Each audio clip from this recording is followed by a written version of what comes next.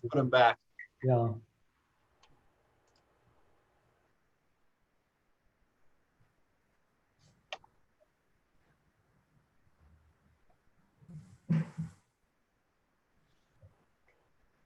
I think so. It's the only thing we We can. can always put them back. Yeah. Okay, so Who just came on? P75943? yes. So the meeting recording is running, the YouTube is running, so we are ready to start. All right, let's welcome everybody out to the Planning Commission meeting for April the 8th, 2020. We're going to bypass the Pledge of Allegiance and the benefit of hoping to make it go a little smoother and faster. We're going to have to do a roll call vote after each item, so it'll take us a little longer to get the information we need for Lisa to record. First one is a review and action on a commercial site plan for the American Eagle ready mix located in the area of 1700 South, 500 East in the I-1 industrial zone. Adam, will you lead us on this one, please? Yeah, can everyone hear me okay? I've got you 10 by 10 or whatever. Yeah. All right, okay. So this first item on the agenda tonight, as the chairman stated, is the American Eagle Ready Mix site plan. Again, it's proposed to operate at approximately 1700 South and 500 East. It's within the proposed Lakeland Industrial Park subdivision, which is the following item on the agenda, but these can run separate from each other. This property was recently annexed, and then some improvements for this site were initially constructed without a formal site plan approval. And then the facility was required to basically halt any operations until an approval was given, if an approval would be given. So a site plan was submitted, which is now before you tonight as the Planning Commission. I just wanted to touch briefly on the uses and site plan requirements for the I-1 zone. Those are covered under section 17.4.503 and 17.6.101 of the city's development code. So within the industrial zone itself, so in 17.4.503, the code states that structures and areas used for the manufacturing, compounding, processing, fabrication, and warehousing of goods and materials are allowed within the zone, provided that none of the activities carried out on the premises shall produce any noxious odor or any fumes, smoke, noise, vapor, vibration, glare, or similar condition which is harmful to persons or which is readily discernible beyond the boundary of the zone. And then it goes on a little further. With that, from the application materials that we have, for me, it's a little unclear how those issues are to be addressed.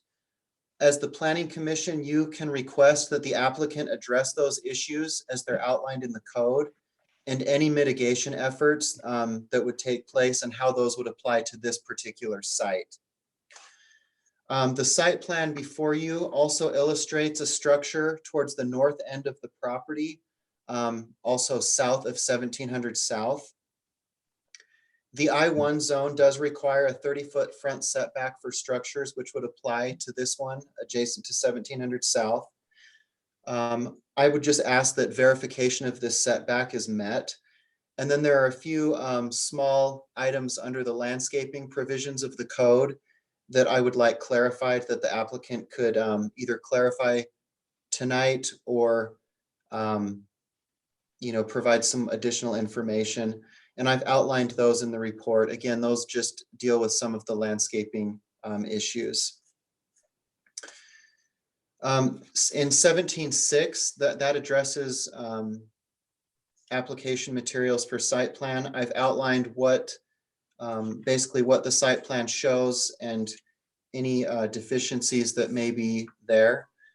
With that, so I do have those questions that I would like to have addressed for further information. And I can try to answer any planning related questions that you may have. And then I would like to just note for the record, John, we don't have to do this right now, but as we discuss this, I do have some letters of opposition and some additional information that I've sent on to you as the Planning Commission from a neighboring property owner and his legal counsel. So if you'd like me to touch on those later, I can. But my staff report, I can answer any questions on that.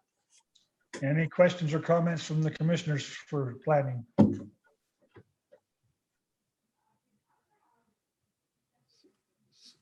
So Adam. So I've got a question, Adam. Okay.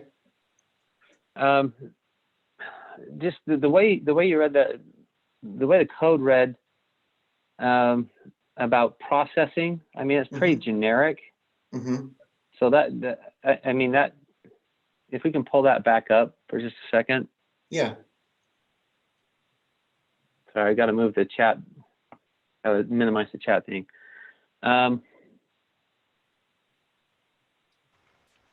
Looking at the plant, you know, that concrete plant. I mean, there's usually noise if they're, you know, as far as production, but there's also dust, especially if they are recycling concrete, because that has to be crushed down to, you know, a specific size so it can be reused. But those are some of the concerns that I have with the concrete crusher in this area. So, and I don't see how those things fit within Part 17A Part B or 17.4 Part B in that industrial zone. Can you help me understand how that type of process fits? I think just looking at it, I mean, it is a little broad where it just says manufacturing, compounding, processing, fabrication. In looking at the initial materials and what they'd like to do, the application, the ready mix falls kind of within those processing and fabrication and compounding, if you will. But again, it's what I'm looking for is how are they going to address some of those issues in the code on this site? We have a site plan, but it doesn't necessarily dive into some of those details. And if you as a planning commission feel it's outside the realm of the I-1 zone, that's a call you can make as well. Okay. Thank you. All right. Any other So- comments from commissioners? Yeah, I have some comments. Go for it. So I'm along with Jeff on that a little bit, where in part A right there, it said light manufacturing or light industrial. I feel like this is more of a heavy industrial type application here. There is a lot of noise, having dealt around this industry for the last 15 years. There's a lot of noise and dust that is generated in this process. In reviewing the site plan, it doesn't seem to address the haulback. There's always haulback that comes back, and how you contain that on site and then process that. I'm concerned that there's not enough things that have addressed these issues here, along with that and what you've said there. So. And I have to agree. I think this site plan is very ambiguous. There's no, well, they're asking for forgiveness over permissions, what it comes down to. I was down there this afternoon and they're still working on that plan as of 1:50 p.m. this afternoon. I'm just wondering, the red tag isn't being effective or they aren't paying attention to it. But I even wonder how they're going to keep the dust on site. And especially the report I got said they're going to do 30 cubic yards per hour or 300 cubic yards per hour. I'm not sure which one's which. And if they're doing 300 cubic yards an hour, that's a lot of trucks bringing cement powder in, fly ash in, aggregate in. Their site plan doesn't show any stockpiles where their aggregate piles are going to be. This site plan is very, very sketchy as far as I'm concerned. And with those and with those types of materials, those also have to be contained. I mean, this type of operation, has me concerned, because it's not only the hauling in and out and the processing, but it's also the protection of any materials used to make the concrete, those also have to be protected, if I remember right. And the site plan doesn't show a washout area, doesn't show the trash receptacles. It's just lacking on everything I can think of to make it a decent site plan that we can follow. And John, if you'd like, we can move on.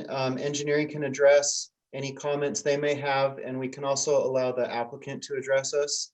And then you could discuss it further as a commission and decide which way you'd like to go. I'm happy to answer any other questions if you have them as well. All right, engineering, do you have any comments on this thing so far on the site plan? So a lot of the things pertaining to infrastructure, public improvements, right of way.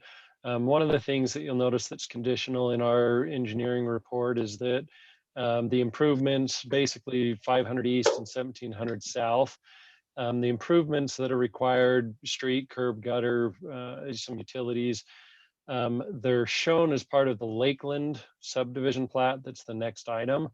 And so one of the conditions that we put on here is that depending whichever one comes in first, those improvements will need to be constructed and installed as part of that. So as far as some of the offsite infrastructure, we do have plans that have been reviewed and whatnot, and they meet code and meet our standards as far as that goes on the offsite improvements that way. And then anything else as far as pertaining on-site operations and stuff, the applicant would probably be able to better address some of those items. All right, any questions for engineering from the commissioners? Yeah, I have a couple questions for Ben. Go ahead. So can you talk to the ability for the water system to adequately support something like this?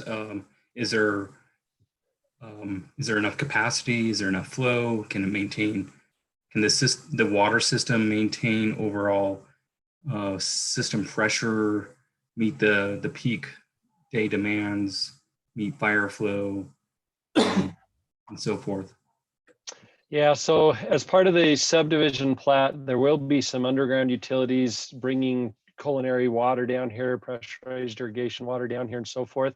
I'll let Scott talk a little bit more as far as water supply, water demand, some of those conditions, because that is also one of the other conditions we have in our report. So just generally, my comments are maybe more a little bit system-wide than specifically towards this, because as Ben said, once the infrastructure is put in down there near this, whether it's the Lakeland item or this item, again, as Ben said, whoever's first will need to put in the pipes right next to it. But system-wide, as you all know, we've had discussions over the last couple of meetings about where we are. And this area is just like the areas of the TOD, where we know some major items or pipes that need to get built to be able to feed this area. It looks like the city we are proceeding. Our recommendation, but the way we've worded it, and we're going to probably continually word this in our engineering reports, is that if the city, and meaning that the city council and is able to commit to build these water lines that get more water to the whole southern part of the city, then we recommend approval. If the city is not able to commit, then we recommend denial on any new growth really in the south part of the city. That's not unique to this development. That's a system-wide. So that's the way we've worded our recommendation on that particular issue. And if you've got any questions, I'll be happy to try to answer that. So if this were approved today and allowed to go to construction and tie onto the existing water system as it is today, without the improvements, the water system would fail, correct? If it is tied in today, it would not fail. But with everything that has been approved, there's a lot that's been approved so far that has not yet been built, or it hasn't gotten its full occupancy. If everything that is either under construction approved or pending approval, getting close to being approved, including some things that are later on the agenda today. If all of those things are approved and built and occupied, but the water lines aren't built, by the time they're all occupied, we'll have a problem. Well, If those lines are not built, that's why we've said conditionally, if those lines are built, there won't be a problem. There's a time delay between approval, obviously, and occupancy, excuse me, and there's a time delay between, hey, we're designing the water lines, which we're doing right now, and the water line being operational. If those two things proceed parallel, we'll be fine. well, I mean, is that a safe way to look at it in the sense of the plats have been approved, and so with that, the demand is coming and will be on the system, and there's been a commitment by the city already through the plat approval to service those lots, and so should we not be looking at it as those lots or those subdivisions that have been approved are something that should be counted as occupancy, and the demand should be placed on the system and be accounted for use.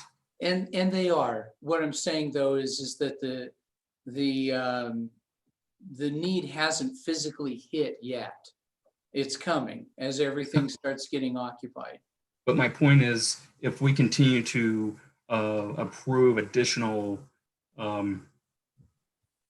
plats or subdivisions until that infrastructure is in, I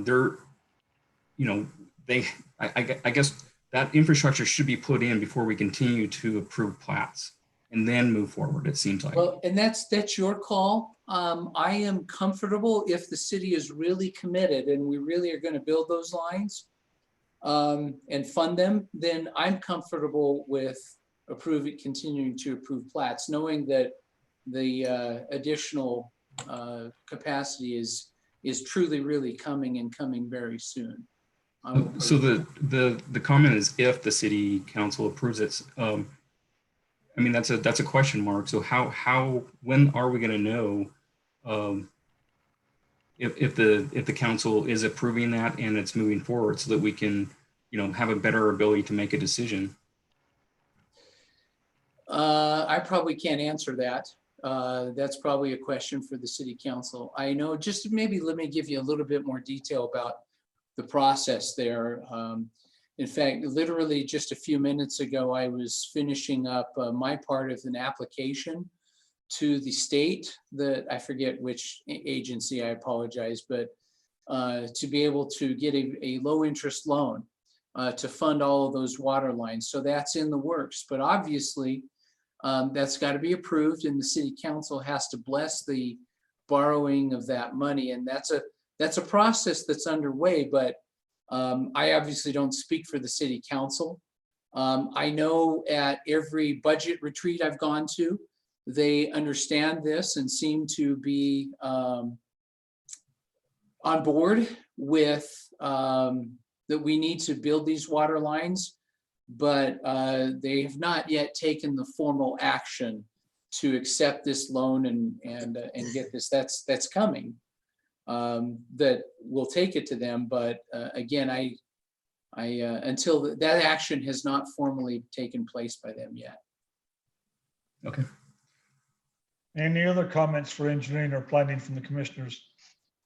So much of what we're looking at tonight has that same kind of stipulation, like this can go forward if we have, the commitment from city council that we'll have,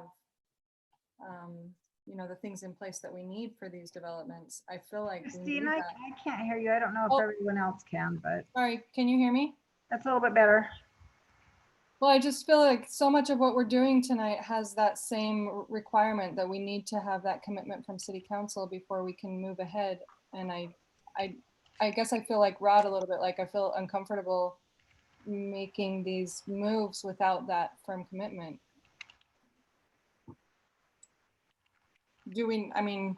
Is that something we have kind of a time of when we can expect them to commit to that?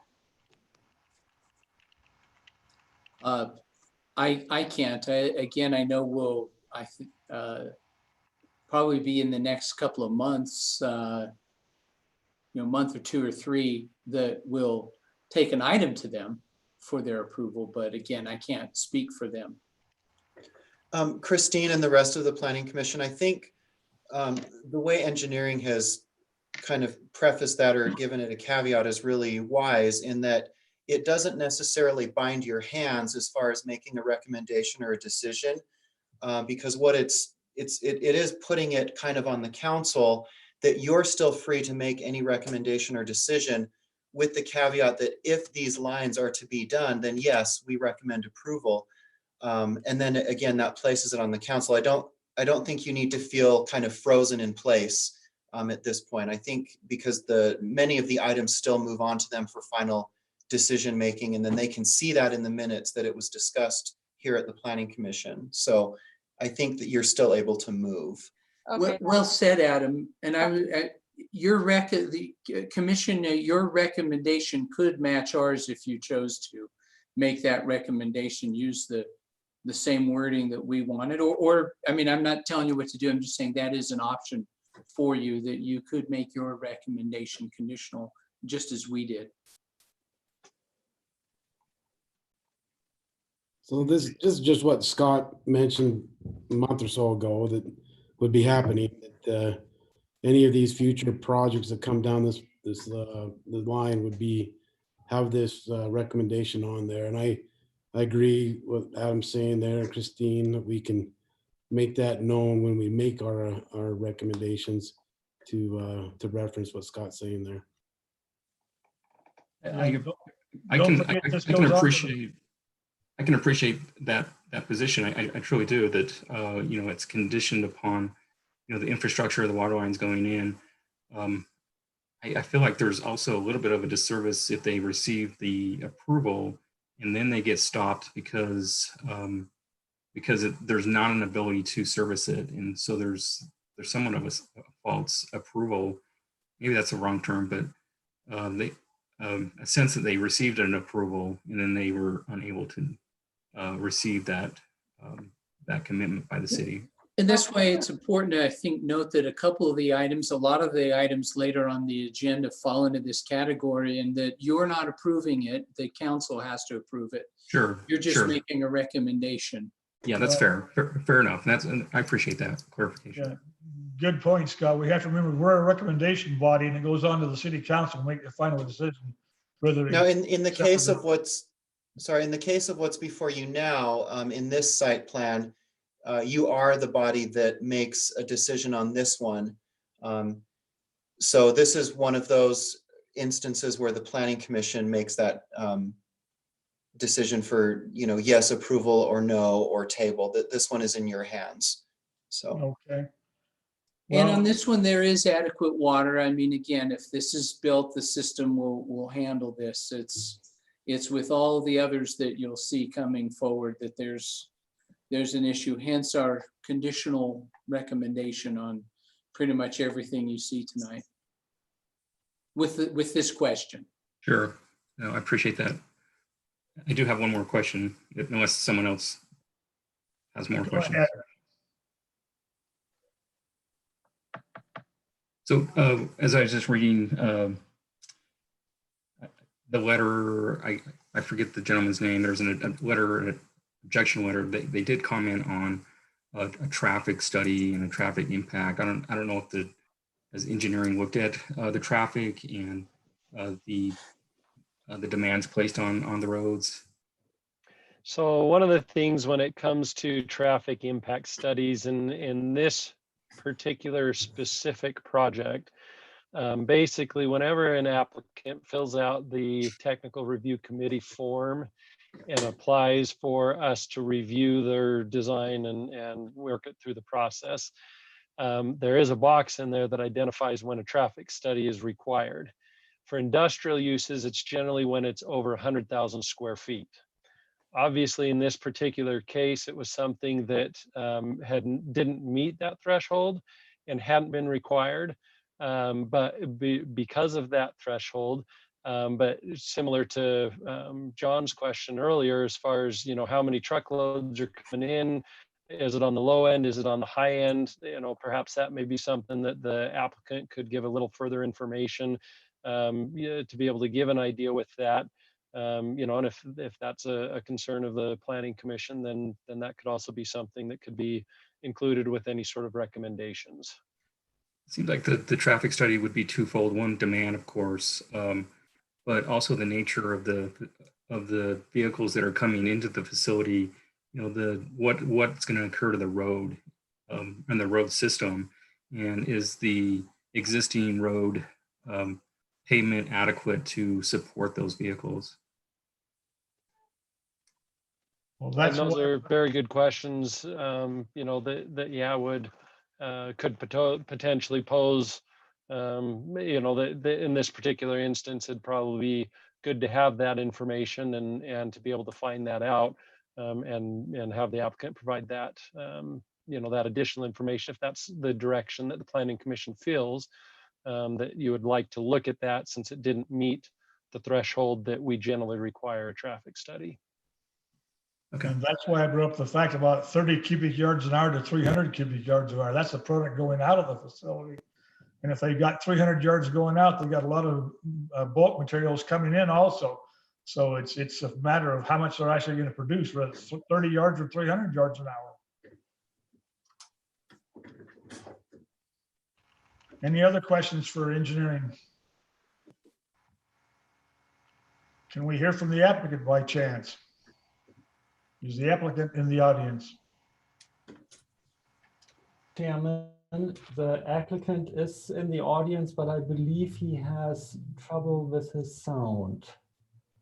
And I messaged him, but I'm not getting anything back. I think George Shade is also trying to work with him, but his name is Doug Clements. He actually raised his hand a few minutes ago, but his sound isn't working. Can you call in? I'm sure he has that option. He maybe he just needs to leave the meeting and try to log back in. And if there's just a little bit of a software problem, that sometimes helps. I'll send him another chat and see if he'll do that. He hasn't responded to me so far. Yeah, we would like to hear from him and see what his point of view is on this, and just, we've got so many questions, so many loose ends that needs to be tied up, that's for sure. Yeah, let me see what I can see. Adam, I have a zoning question. Okay. Is this a use that's, you know, specifically allowed in this zone? So in the I-1 zone, uses that are prohibited are called out, but there's not necessarily a list of what's allowed. That's why it kind of falls under that umbrella of those terms. So there are, I believe there's four uses under B, like right there where the arrows are. Those are ones that are not allowed in the zone. Anything else that kind of falls within the parameters of the, I guess you could say, issues listed above, like processing, fabrication, it's kind of up to the Planning Commission to make those determinations based on mitigation factors, if you will, how they're going to address some of those items. So again, we do call out some that are not allowed, but a lot of the others are kind of an interpretation. We do have some that are called out under item B, but mostly the ones that are not allowed are called out. Is there a limit on noise level that's like a specific number, or is this just kind of up to interpretation? Not anything in the zone that's listed, no. There's no like number called out for that. That's a good question. It just kind of basically puts it at the boundary of the zone, or you know, the public roads and whatnot. So Well, this kind of facility is gonna be hard to keep all the noise or all the dust inside their legal boundaries, because the noise and the dust is gonna go wherever it wants to when the wind blows or whatever. Luckily, there's not any homes right next door. That's why it's in the industrial zone. Hey, Mr. Chairman, Yes, I've got Doug Clements is the applicant who has just called me on the phone here. He's having trouble. I'm wondering if I even like put my phone up next to this microphone on speakerphone. He'd like to weigh in. I mean, would you be okay if we tried that? yeah, we need to hear from him, that's for sure. Okay, let me do that. Doug, you're on speakerphone. If I stick this phone like right up next to the camera, Doug, why don't you say something and we can see if everyone can hear that.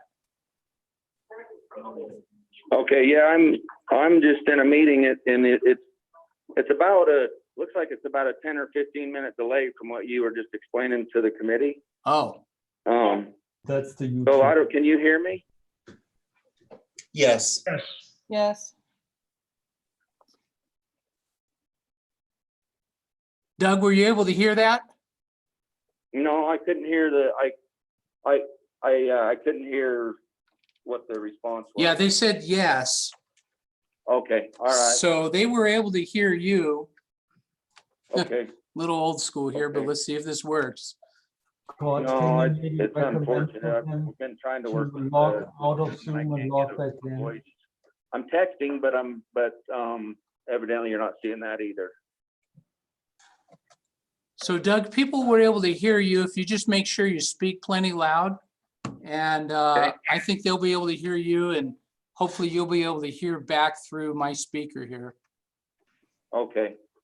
No, I appreciate you working through this technical problem in our situation right now with the virus, but I took some notes listening to the meeting, and one of the members commented about crushing or processing, concrete and dust, and we're not processing any, concrete. We're making ready mix with washed aggregates, which have, they've got water. They've been washed, and so they come in with water. The dust with the raw products is minimal.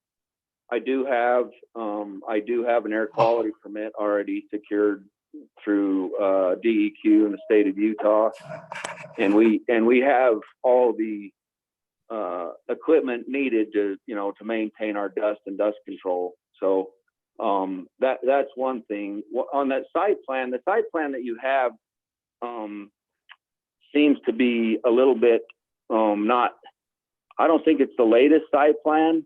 If you look at that site plan in the lower, it'd be the southeast corner. There's a series of ponds back in that we sized for both storm drain and for mixer washout, if you will. So we do retain 100% of our water, and we recycle our water.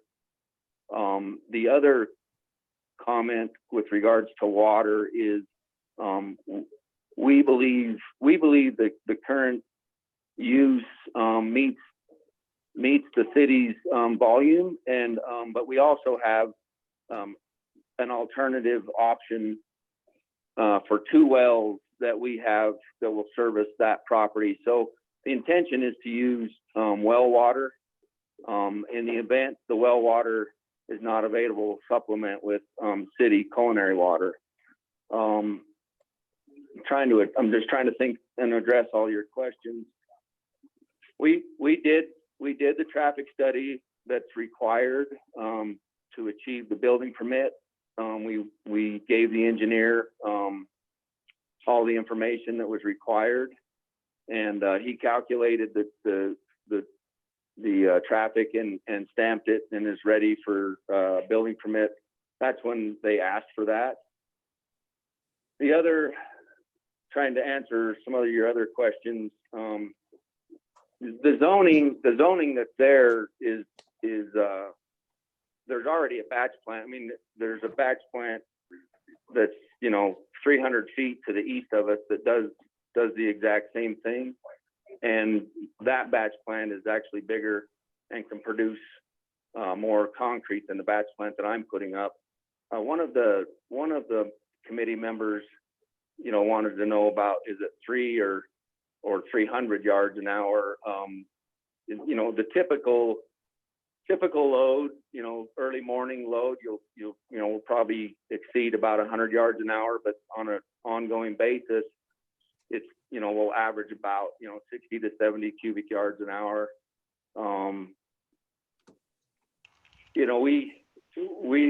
We don't think we're asking for anything that's not, that first of all is not approved for the zoning, but that's not already, in the neighborhood.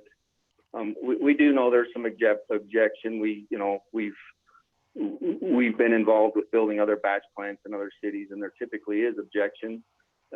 We intend to be a good neighbor, and we operate in other cities, and we operate a good business. What questions have I missed, or just trying to address everybody's questions while we have a minute. Do you have all the needed permits from the city in place as of now? Disturbance permit, building permit, so forth and so on. So John, they don't have the building permit yet. They're really can't apply for the building permit until they receive your approval. Doug's been working closely with us. He's ready to go. We had a pre-submittal meeting with him that if this is approved, he's ready to submit for a building permit. There again, he's asking for forgiveness over permissions, what he should have done in the first place.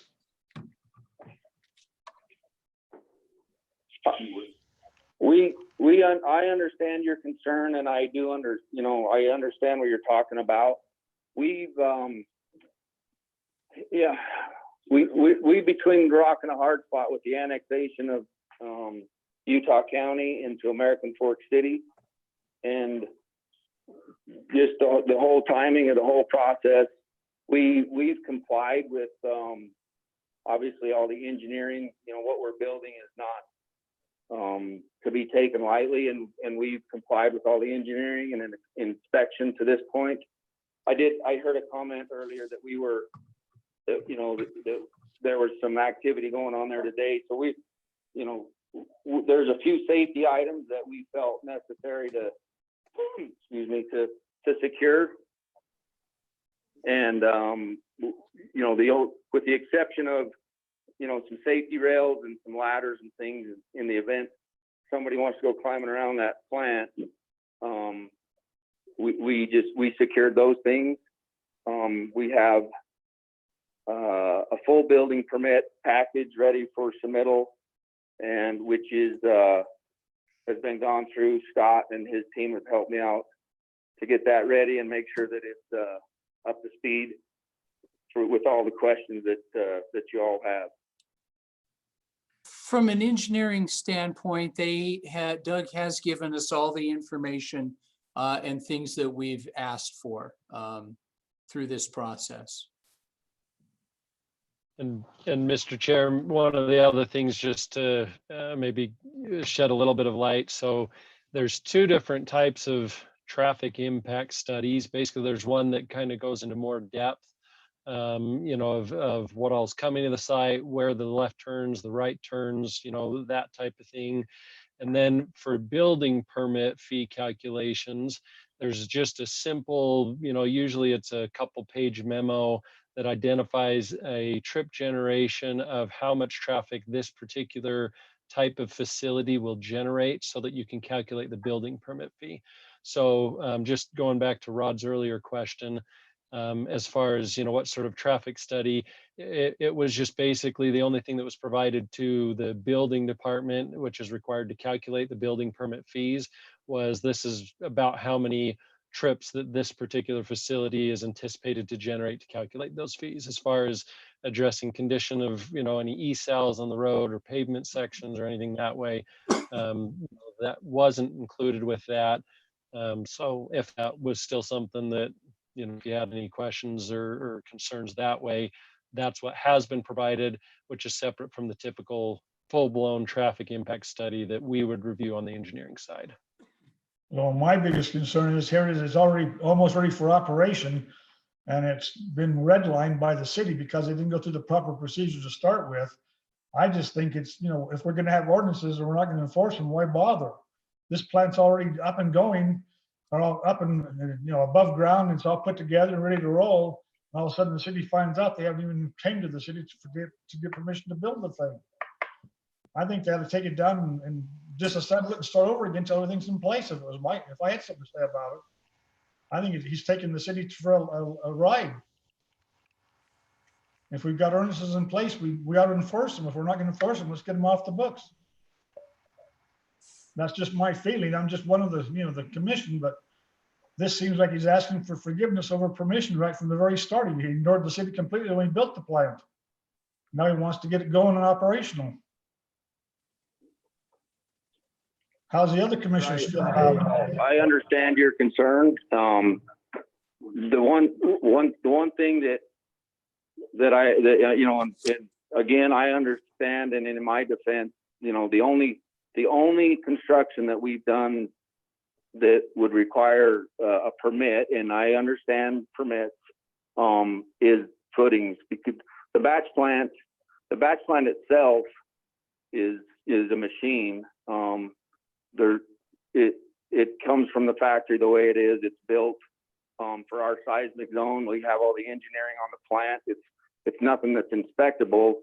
The only inspectable item is the connection to the footing. We do have 100% engineering inspection, both from soils to compaction to rebar to concrete.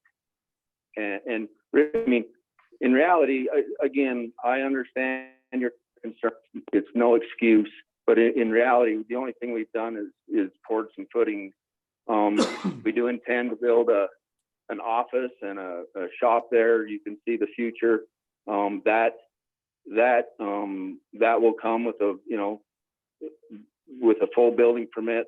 The batch plant has literally no occupancy. And again, I understand your concern, and that was not the intention. We started working with planning commission and with city council, and I sat in several meetings actually a year ago, April 7th, with the intention of annexing the property in to have it up and going by third to fourth quarter at the latest. At least that was, through the meetings I sat through, that was, I think, the intention, and the annexation ended up taking a lot longer than I think anybody intended. And we are asking for forgiveness for what we're doing. We're just trying to get our business up and running. I don't believe we would have done what we do, where it's at today, if it required a conditional use permit, or if we were asking to do something that this property was not zoned for. Like I said, our neighbors actually have a bigger batch plant than we do, and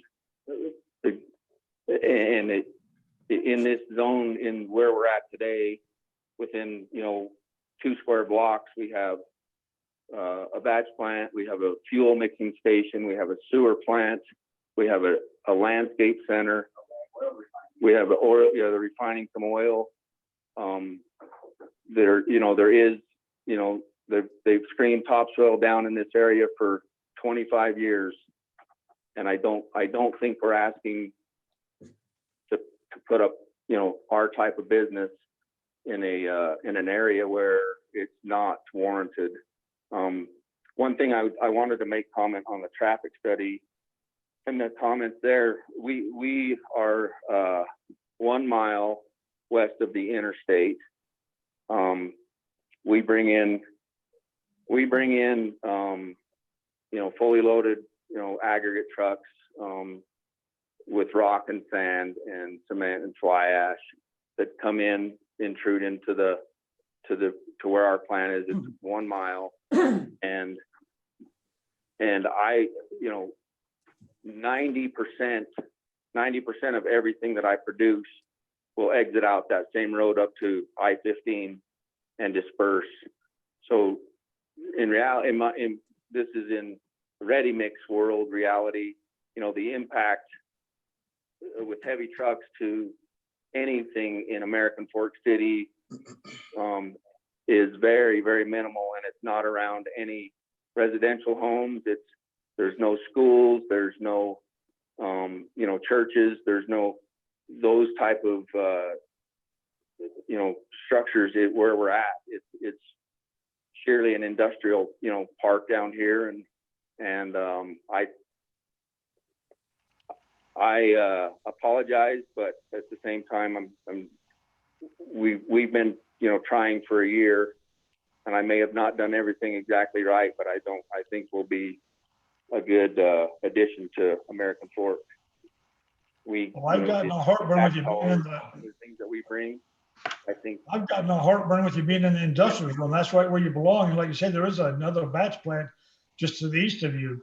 I'm just got a funny feeling that, you've bypassed the city completely to this point, and I've been on the planning commission for almost 20 years. And this is the first time I've heard of this batch plant being here, and it's already built and ready to run. How can we trust you in the future to follow the rules of the city if we let you go now? I mean, I understand. We have been working with Scott and his team for quite some time, and it's just taken to this point. Well, you know what I feel? What does the other commissioners feel about this issue? I've talked enough. Like everybody knows what I think about it. What does the other commissioners feel about the situation?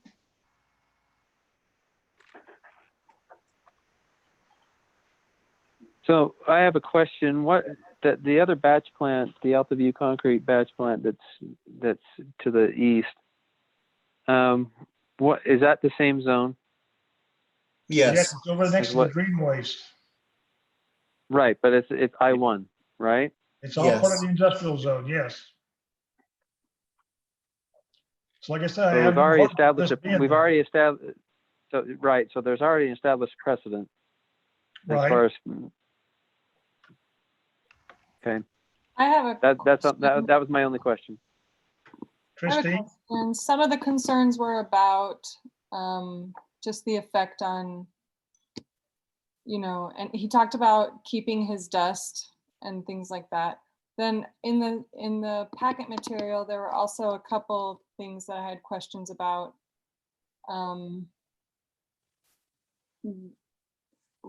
Like that we need to verify the adherence to landscape requirements, that is unclear at this point. It was just how have they met the requirements of the landscape ordinance? It was just unclear from the drawing, and so that's why I brought that up. And has that been verified? No, that's why it's in the report. Okay, so we need. But I think that's something that could easily be verified. I just brought it up just because it was one of the loose ends, Christine. Yeah. It's one of the loose ends. Well, with in meeting with Scott and his team, we went through planning and we talked about landscape quite extensively for that zone, and we intend to fully landscape our frontage. We intend to put a precast architectural wall around our plant. With the concern of dust, our yard will be fully covered in concrete, similar to our neighbors, which will help in dust control, and we have the ability to also use a water truck on our property with our water, the recycled water I mentioned earlier. The intention is to come in and 100%, be a good neighbor and make our facility look professional. We have another facility in Salt Lake that we've done the same thing, and landscapes and trees and grass and rocks, and the architectural wall, I mean, I believe, you know, we will have done and will do, you know, more than's required to make sure our facility is run, you know, properly and professionally. So I feel, you know, I acknowledge that things haven't been done in the order that they should have been, and that's kind of in the past. I feel like the intentions now are good, and I feel comfortable recommending approval or approving this with certain requirements of things that haven't been verified yet. Do you want to make a motion then, Christine? I have one more question before a motion's made. All right, go ahead. Well, I'm not sure that the vibration has been adequately addressed, and you know how I think part of the zoning was, you know, to avoid vibration. How do you plan on mitigating that?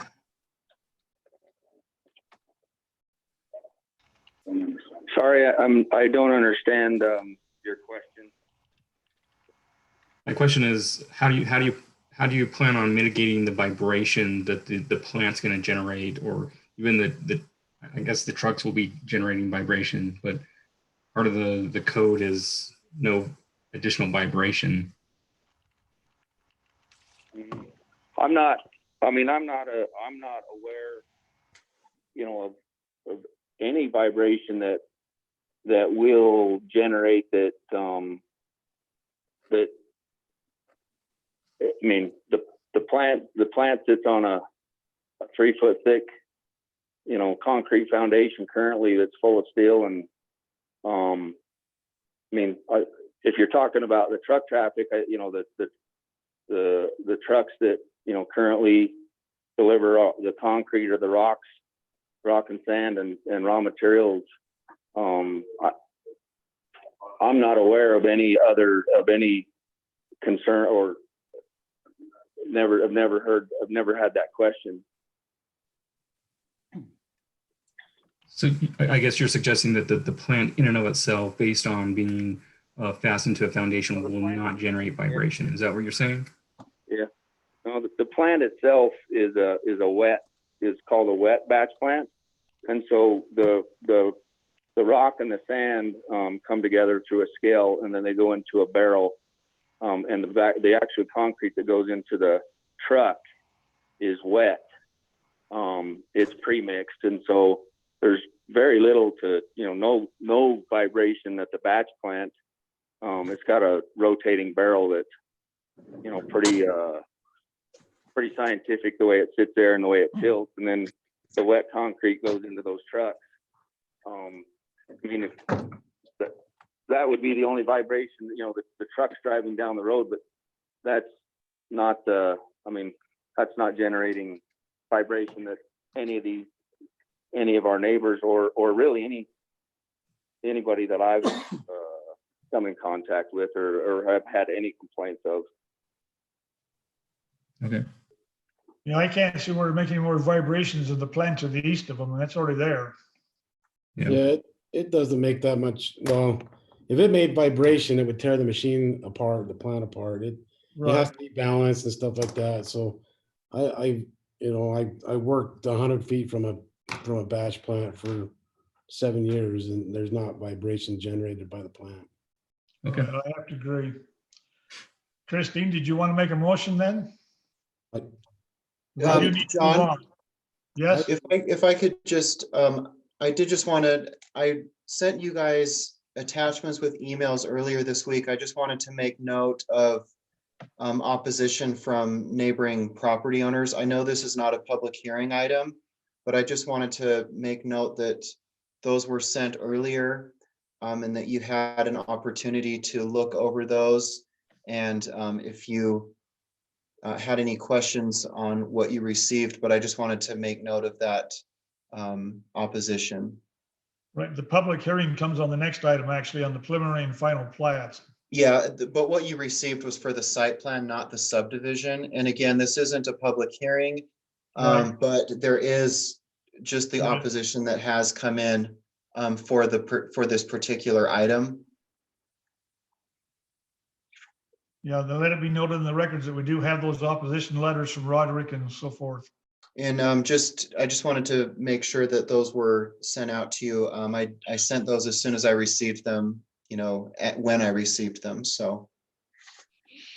So a lot of the opposition was based on not wanting this kind of a thing in this zone, but it seems like we've established that that's okay, that this is already existing in this zone, even adjacent. Is that right? I mean, there is a batch plant that is nearby. That was done years and years ago. It is within the I1 zone, but this one needs to stand on its own merits as well. The Okay. difference is it's not surrounded by the business park, the planned industrial. It's right there on the edge of the I1 zone. So I get that it's already existing, but I think there's some reason to consider that it's right up against. However, the applicant has put where the materials will be at the very south end of the lot there, and so he's put it the farthest away from the adjoining property there. So he is considering that, but I just think there's too many loose ends from planning to go forward today. Well, we need to move on, so let's get a motion on it and either accept it, reject it, or table it, and we'll move on to the site plan next, or the preliminary and final plats next, I should say. Christine, I'm ready for a motion if you want to make one. Chris, can you just list what loose ends you're concerned about? Well, it's all listed in Adam's report there. Okay. So those are the loose ends there. Just the fact that just the overall circumstances here, I'd rather see these things done up front. It's sort of what we were just talking about with city council and the water availability is we want to see these things up front. And so just in that regard, I think it's best that we see those things before we approve. So I would recommend we table. So It seems like with the water issue, Table. Scott said that it's not. I'm not saying we table because of the water. I was Yeah, just. I'm not concerned about the water issue for this development. Exactly.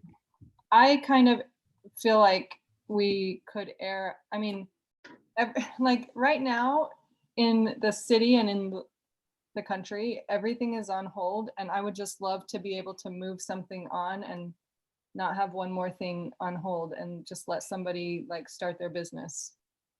That's what I'm thinking. Like, yeah, it's not perfect, but if we approve it with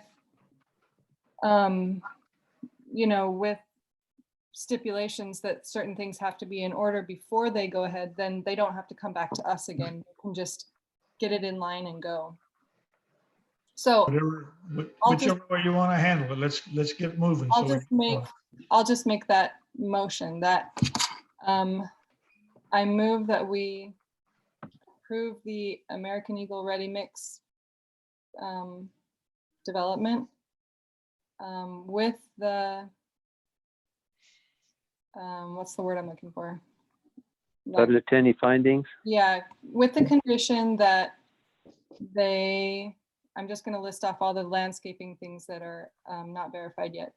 Landscape islands adequately sized at the end of all parking rows. Shade trees provided at the ratio of 1 tree per 6 parking stalls and 1 shrub per 25 square feet of landscaping island. 6 feet wide parking perimeter landscape area. 14-foot wide landscape area adjacent to a street frontage with 1 tree provided for every 40 feet of street frontage. And with, I don't know how to say this, but with like mitigating any, as much as they can, mitigating any effects of noise and dust and visual impacts. Is that your motion then? That's my motion. All right, Did I I- have a motion, did I- I have a motion from Christine. Do I have a second? Second it, Which one was that? I can't see who it was. Harold. Harold, okay. Have a motion and a second. Any further discussion on the motion then? All right, we'll do a roll call vote. Christine, Aye. Rod, Nay, was that a yay or a nay? that's a nay, no. No, yeah, I can't hear it that well here on the end. Chris, A nay for me. all right. Jeff, Nay. Harold, Yay, yes. yes, okay. And Ryan, No. and the chairman votes no also. So that's 1, 2, 3, 4, 5, 5 no's. Did Jeff vote? Does he vote today? Yeah, Yes. he voted nay, no. So I have 1, 2, 3, 4, 5 nays and 1, 2, 3 yays. The motion fails. So do we need to do the preliminary and final plat then, Adam? No, you need to make an alternate motion. So, Mr. Chairman, I move that we table action on the site plan for American Eagle Ready Mix. I second. So we've got a motion to table it. And a All second right. from Chris. Do you have any direction on how long you'd like that tabled or what you're looking for in that tabling? I'm looking, what I'm looking for, Adam, is to have, make sure that some of the setback concerns and the landscaping concerns that you mentioned in your report, have those taken care of. So that my hope is that the next commission meeting, we can move forward with it. I want your concerns that you've identified in your report resolved before we move it forward. Okay. So it was motioned by Jeff, and who seconded it? Me, Chris. Chris. Chris, okay. All right, so Christine, how do you vote on the tabling? Nay. Okay, I'm gonna have to keep track of this somehow. All right, Rod, Yes, Chris, Yes. yes, Yep. Jeff, Yes. Harold, No. and Ryan. Yes. The chairman votes no also on that one. So we have, You vote, didn't you want to vote yay? You want to vote for the tabling, don't you? what? I think you want to, the motion was to table, John, so I think your vote, based on the way you've been discussed, is actually a yay. No, I don't want it to go forward at all until he does everything. Oh, okay, okay, sorry. I put Yeah. words in your mouth. I'm definitely against this whole proposition, upside up, right side up, whatever. But John, Okay, sorry. the motion is to table. Do you want to table it? No, I want to Oh, deny no. it. I see. Okay, I see, sorry. No problem. So we've got 1, 2, 3. We've got 4 nays and 4 yays. So how do we handle that? Adam, when it's split in half? I don't think there can be 4 and 4 because we don't have 8 Oh, right that's- now. Okay, it's 4 and 3. Sorry about that. I got so much scribbling on this piece of paper and I'm not sure what I got. There's 4 nays and 3 yays. Okay, so that motion would fail then as well. No, was it backwards? It's the other way around, John. I think we Yeah. have Oh, okay. 4 yays and 3 nays. Because Rod, Chris, Yeah, you're right. myself, I'm sorry, 4 yays and 3 nays. So the motion passed the table. All right, moving on. Hearing, review, and action on the preliminary. We put that on hold now too, Adam? No, the subdivision is independent of the site plan. Oh, all right. Hearing, review, and action on a preliminary and final plats for Lakeland Industrial Park consisting of 4 lots located in the area of 1700 South, 500 East in the I-1 Industrial Zone. So what this application is actually for the subdivision of property. Again, it's independent of the site plan. And so really what they're looking to do is, this is basically the first phase of a subdivision. They're looking to do 3 lots. Access would be off of 1700 South, as you can see on the screen. And there will be future development to the west. I apologize for that. That'll be a future phase of the subdivision, but this is just basically the first phase of that. And I can answer any planning related questions if you have those. Any questions for planning from the commission? If I can interject before we go down that route, we do have the ability for the public to comment on these issues. The email Zoom public comment at afcity.net is still open. If any public comment is provided, it will be read into the record as we go on.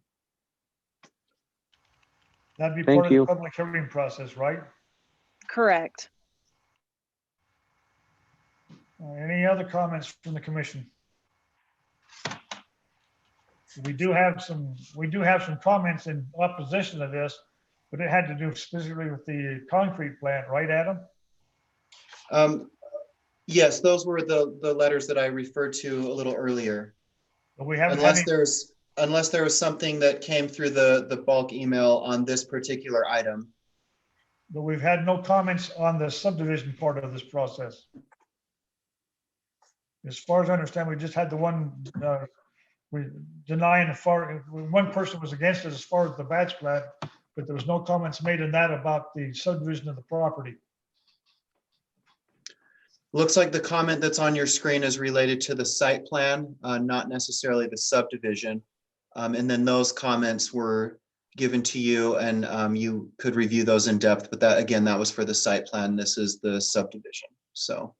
Yeah, man, this comment was just emailed just a few minutes ago. You can see the timestamp here, 8:01 p.m. Okay. It's by Miss McDonald, the lawyer. Yes. But he also says that the use is illegal in the industrial zone. We've already determined that it's not, as far as I can tell. It's perfect, already legal. We already got a batch plant in the I-1 zone.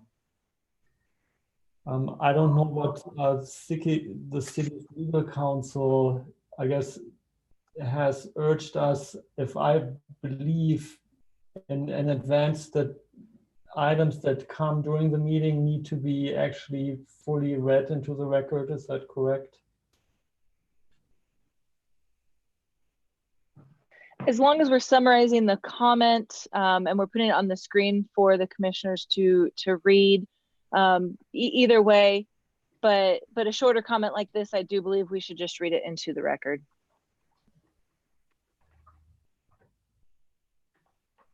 Chairman, who would you like to read this into the record?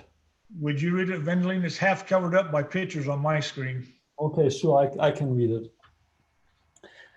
Roderick Enterprises hereby submits its public comment, which is contained in the 2 written submissions previously submitted. The Planning Commission should deny this application. The other concrete batch plant does not submit a legal precedent requiring approval of this. This use is illegal in the industrial zone. It will result in litigation to the city. Signed by Dan McDonald, attorney at law. All right, thank you. It is now written or read into the public record of the meeting. Where do we go from here then, Adam? Well, we're on the subdivision, so you could have engineering or the applicant address you on the subdivision, and then we can move this one forward. How you would choose. Let's go with engineering first and get his comments, and we'll go to the applicant. Engineering? So basically, and again, just to reiterate, there were, the previous application was for the specific land use on lot 2 of this subdivision. So it's not related specifically to the subdivision, as far as that one goes. But in essence, what this subdivision plat does is it creates the lot that previous application was wanting to construct other facilities upon. With the infrastructure, as far as the roadway and infrastructure and utilities are concerned, the master plan utilities have been included in the subdivision. Improvements that would be required as part of these 3 lots, which is basically extending 500 east further south with asphalt curb and gutter, as well as pertinent utilities. And then 1700 south would also be extended, currently at dead ends over on the east side of the of lot 3 is where the edge of the pavement, the existing improvements are. So it would extend the improvements across all the way to the west on lot 1. It does also have upsized utilities per the master plans. And other than that, their engineering, we didn't have any other concerns or issues as far as the subdivision goes. Thank you. Any questions for engineering on this one? If not, is Mr. Clements still the applicant on this one, Adam? I believe so, yes. Mr. Clements, are you still there? Would you like to comment? So I just hung up with Doug. I thought the Felons were the applicant on this. Oh, and yeah, We're here. sorry, they could be. Yeah, The Felons are here. okay. We're here. We've raised our hand. Applicants are here. State your name for the record and tell us what you think, please, about your project. Elizabeth Felon, an ESP Excavation General Manager. Steve is also here, as well as Kevin, all management. I want to bring to the commission's attention that Mr. Roderick, who has sent the opposition in, his piece was zoned I-1 industrial when he bought the piece of property. He rezoned it after buying the piece of property. So this entire area was zoned I-1. So he moved into this area knowing that that zoning was here. That's where our concern is that opposing a zoning that was already existing even on the land that he bought himself. He chose to rezone to a different zone, knowing this zone was all surrounding him. So that is a concern for us. All right, thank you. Any comments or concerns to be directed to the applicant from the commissioners? Do you have any questions for the commission? We have none for the commission for the subdivision. Is there any plans? Do you know what you're going to put on these lots by chance? They're for sale. Obviously, you've seen the site plan for American Eagle. They are one of our potential buyers at this point, as well as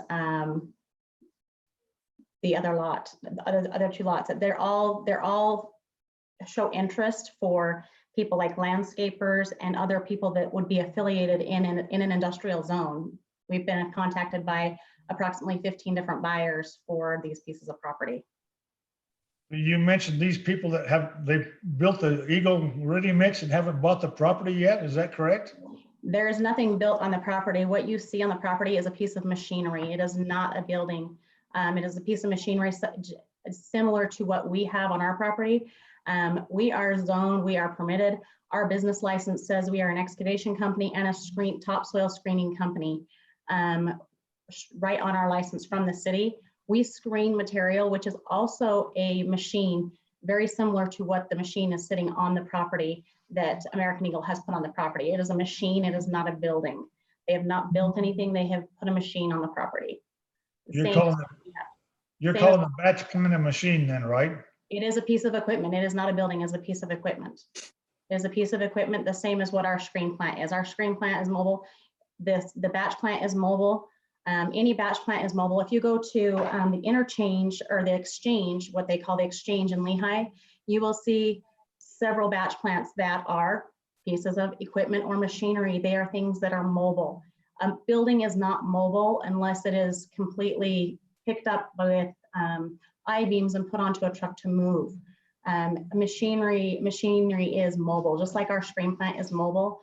It is something that can be moved from our property to another piece of property. And a batch plant is the same thing. It's a piece of machinery that can be moved from plot to plot where it is necessary. The exact thing that they are doing for the freeway, they move it from one interchange, one exit that is convenient for those trucks to get it on and off the freeway to avoid lots of traffic going through the cities. That's why they put the batch plants close to the freeway. That's why we have a batch plant already close to the freeway.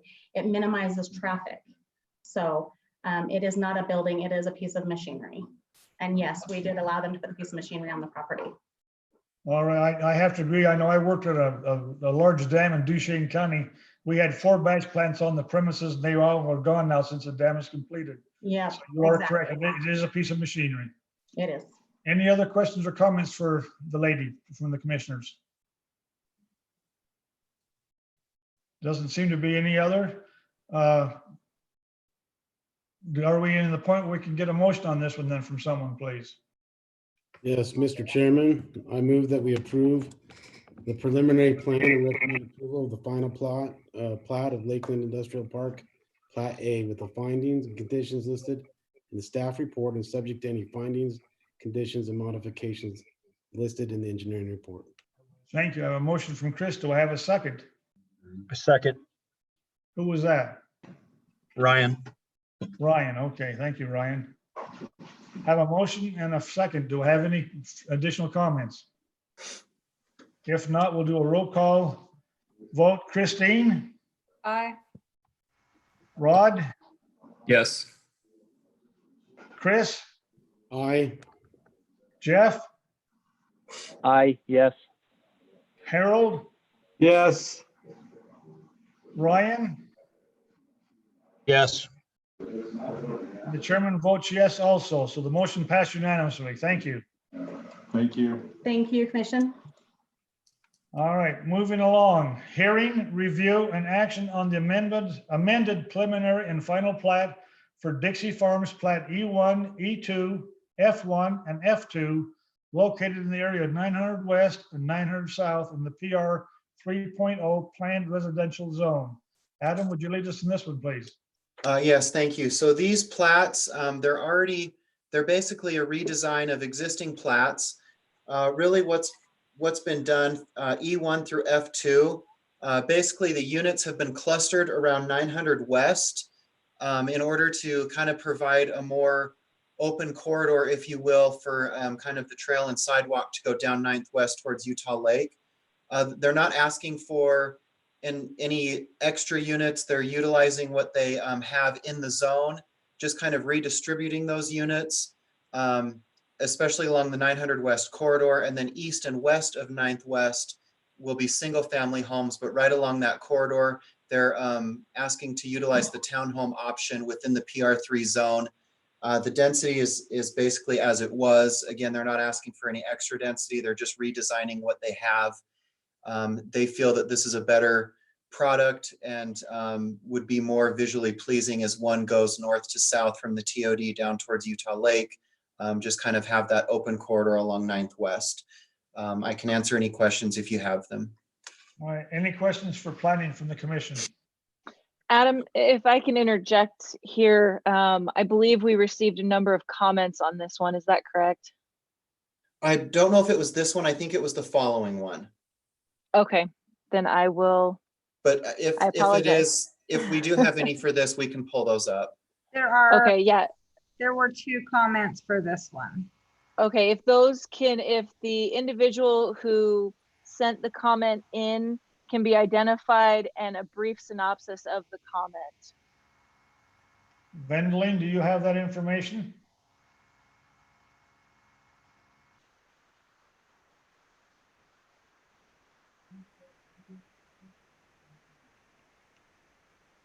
You're muted. So on your meeting sheet, it should show the names of the people who had public comment on this, John.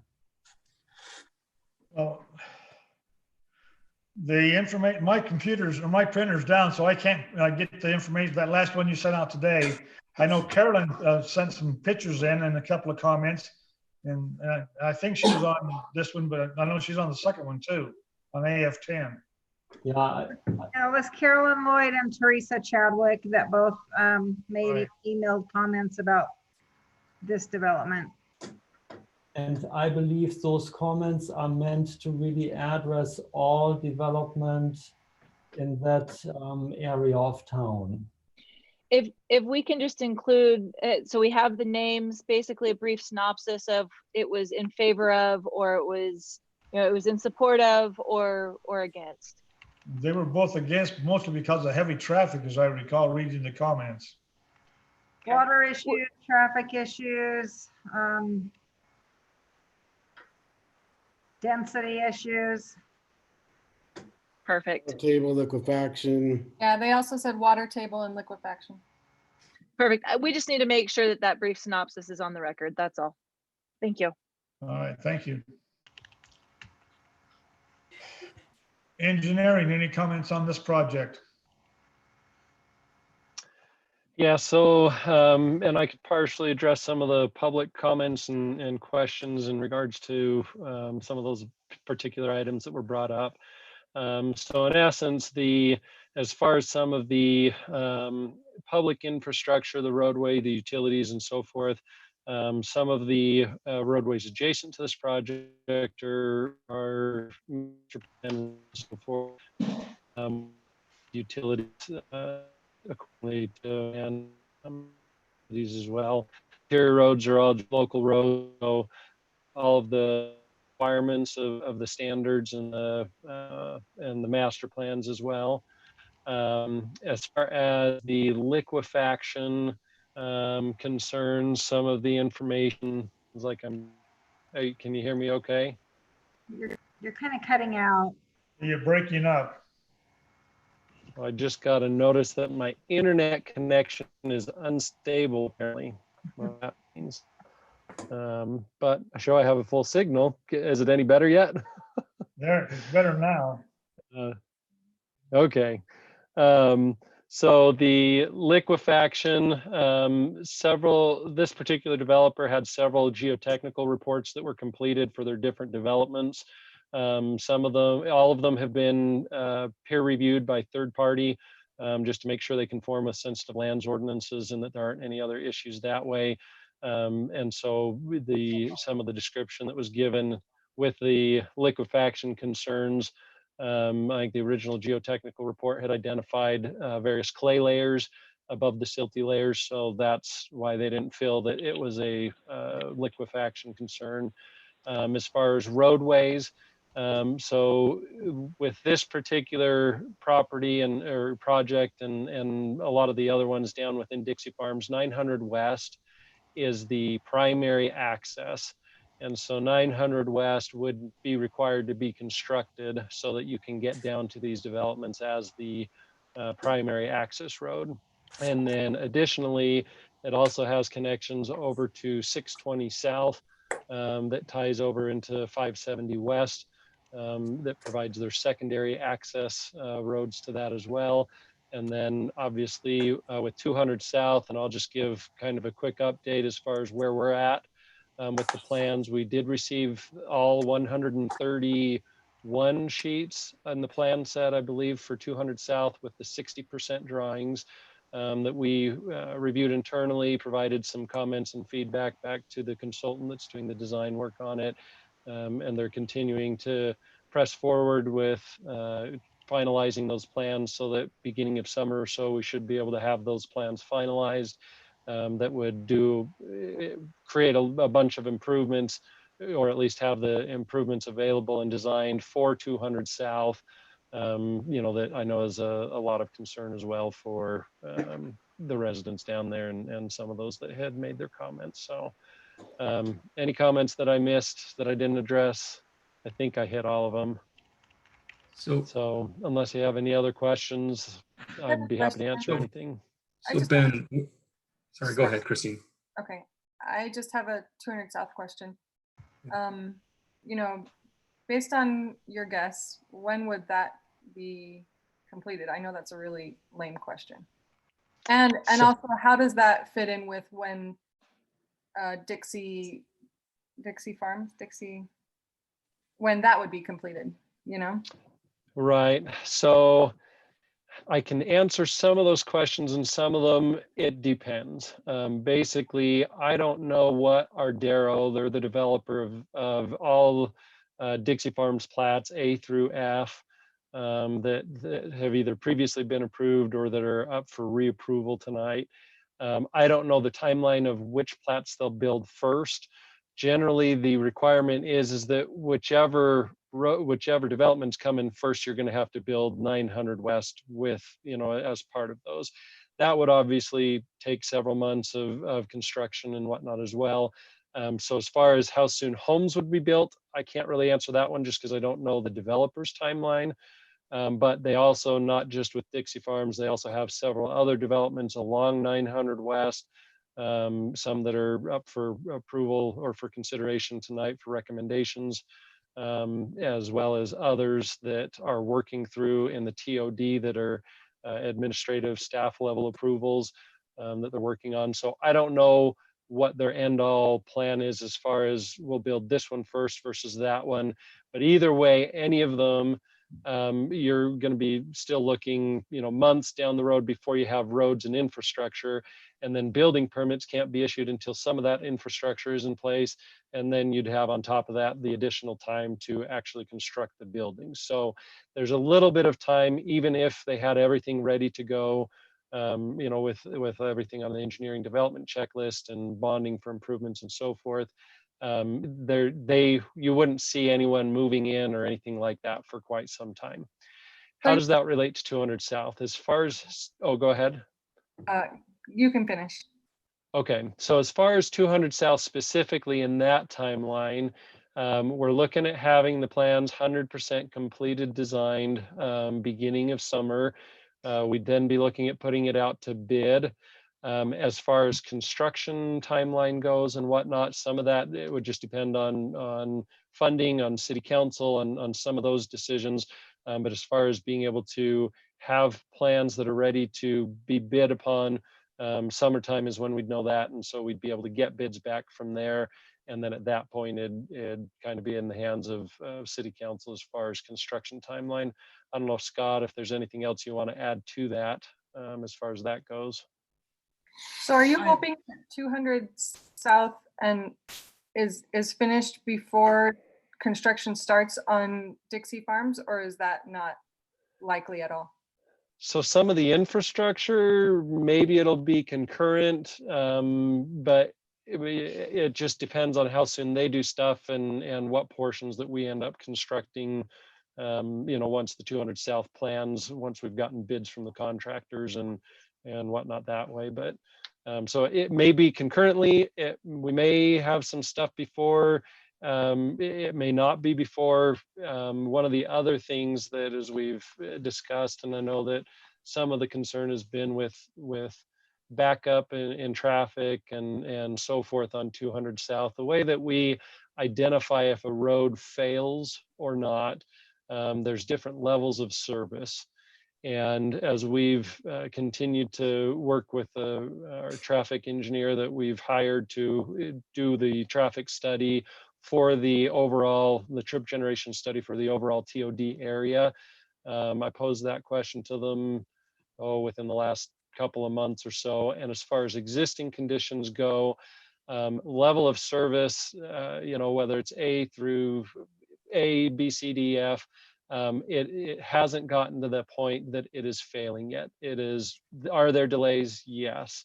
Are there some concerns, as far as how long it takes to pull out of an intersection? Yes, but it doesn't meet the threshold requirements such that it is considered a failing roadway, if that makes sense. Can you clarify that? Because I think that, I guess if I understood correctly, when we spoke in the past, which was that with all the approved subdivisions up to this point would push 200 South into failure if they were built without improvements, without any additional approvals. Right. So with some of that, and as we've talked previously in some of the other planning commission meetings, aside from this development or some of the other ones, a lot of it just relates into timing as far as if all of them were built, everything that is in the pipeline right now at this point and whatnot with it, with the generation of traffic that would be coming through and it's 100% occupied. All the buildings are occupied and people are living in them. If all of those came in at, online, it's going to take some time before they come online. And that's part of why the anticipation is that some of the improvements in 200 South would be completed by the time that they're ready to be occupied and be lived in. Would the current infrastructure be adequate for like all of the construction capacity, like the added use of all the construction vehicles? Yeah, so let me pull up and see if I can just grab really quick some of the information Just that I got weigh in from while the you're looking up traffic something, engineer. Yes, go ahead, Scott. Christine, are you talking about the road or the water or both? Road. The road, okay. Because the water is the same pretty much discussion I had earlier. It's definitely here. I mean, the road, the last time we did an official study, it was level of service C for most of the day. We think it might have gone to D by now. F is obviously failing, but sometimes roads can fail at certain times of the day. It's a little bit different, a little bit tougher than the water, where it's clear that with water, you either have enough to service it or you don't. Roads are a little bit different. I don't know, what's the word, finicky, or a little more ambiguous in that, if something is failing for 10 minutes a day, is it failing, and what does it mean? And most roads do that, or many roads do that at certain times. So I hate to be cagey on this, but I mean, the road needs to be built. We need to build 200 South, but it's hard to say, will it fail and for how long? Can it handle the capacity? There's a little bit of subjectivity to that, is what I'm trying to say, probably very poorly. I can appreciate what you're saying with that failure. I think there's one other component though, which is it may still be operating in a level of service, to pass the demand as far as traffic. My concern is safety without having the sidewalks or the shoulder or the clear zones to really protect the motorists as well as the pedestrians without those improvements. And I hear and they're coming, and I understand that, but they are. I think there's that safety component that is also a factor in 200 South. It's a legitimate issue for sure. Just to quantify a little, so in 2018, based upon the traffic engineers' information, it was functioning at a level of service C and had approximately 5,000 ADT on a 2-lane road with a capacity near 9,000 to 10,000. Many of the intersections were functioning at a higher level of service. Obviously without going out and doing actual traffic counts, we do recognize that traffic has increased as well. To define a quantity, and unless you actually go out and do a traffic study and traffic counts out there to confirm it, I don't know, but the traffic engineer estimated that he would say, yes, it's probably increased, but maybe to the range of 6,500, 7,000 ADT, which is still an acceptable range. So yes, to answer the level of service question, yes, it's still within range, but acknowledging Rod's concern as far as safety measures and sidewalks and so forth, that is also a component and a concern. That's a legitimate concern. I also have a concern, Ben and Scott, with the current pavement conditions out on those roads out there. We continue to add additional construction traffic, I don't think these existing roads are going to be able to withstand that constant pounding as these additional developments to the south come in.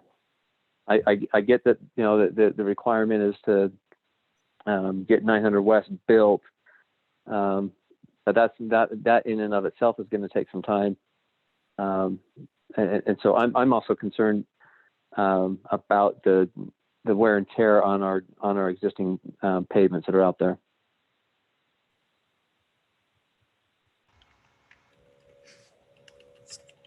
Any other comments or questions for engineering?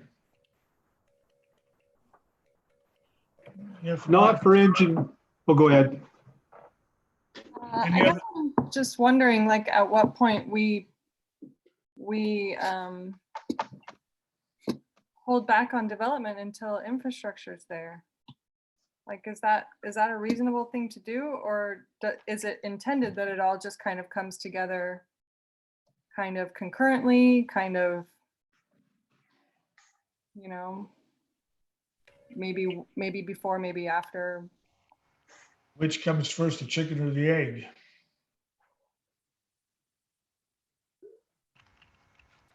I guess my question's for Ben or Scott. Well, I hate to say this, it's probably not an engineering question. We can just tell you that the facts in terms of the status of the infrastructure. There's a road that's failing. Physically, it's crumbling. Help is on the way. The design is being done. Tell you the best we know about the schedule. I tell you, we've been through the water, explain kind of where we are on the water. I don't mean to say this, but I kind of have to hand it back to you and say, it depends on your level of comfort with how soon these things are coming through, the water, the sewer, the roads, the rest of the infrastructure, and what message you want to give to the council. It's all a matter of political concern and money both. It is. Well, once again, if there's no improvements done, so say there's a budget constraint on 200 South, and that's not able to move forward, and there's also a master plan. The master plan water infrastructure is no longer available. Everything that has been approved to this point would push things into failure. It most definitely will on the water, and the roads. It'll certainly be borderline. What I'm saying is the definition of failure on a road in terms of it's a little bit harder to quantify. Yeah, I'll give you. No one will see it. The water is easy. That's a very easy question to answer. The water is one that, just to be quite frank with you, I'm a lot more concerned than I am the roads. Not to say I'm not concerned about the road, but I'm far more concerned about the water situation. We just, we need to build those lines, and hopefully that's in the works. And we're doing what we can as a staff. There's just obviously a couple of steps that have got to happen for that to be accomplished. And Christine, as far as you're talking about the liquefaction and all that, I still don't really agree with what they've talked about, but they've had a third-party review of the geotechnical report, and they claim it's deep enough that it won't affect anything. I don't agree, but I'm just one of many with that opinion. So we'll have to let it go and hope that if we don't have a great big earthquake, the liquefaction won't occur, hopefully. I still believe that we should, it's a high liquefaction zone, and building down there requires a lot of special circumstances, but like I said, the developers went to the hassle of having a third party review the reports, and they all agreed it's not that big a problem. So it's kind of beyond my scope at this point. Any other questions or comments on this one? Yeah, I have one comment, and since some of these are replats, I probably missed it on the other one, and it's kind of outside my planning commission role, but it's my professional role, and I just like to get it on the record, particularly lots or plats F1 and F2, particularly F2. If the developer, Kinberg, the engineer, would be willing to put on there no building within the power line easement corridor. I didn't realize on F2 that some of those lots actually encroach into the power line corridor, and it'd be nice if on the plat it said no building. So I just like to put that in as a condition, because does this go to city council still, Adam? Yes, yeah, this moves on. So to they'd have an council. opportunity to do that, yeah. And this one, the next two items on the agenda are all in the same area, and there's no basement street allowed in any of these three areas either. It should be noted on the plans.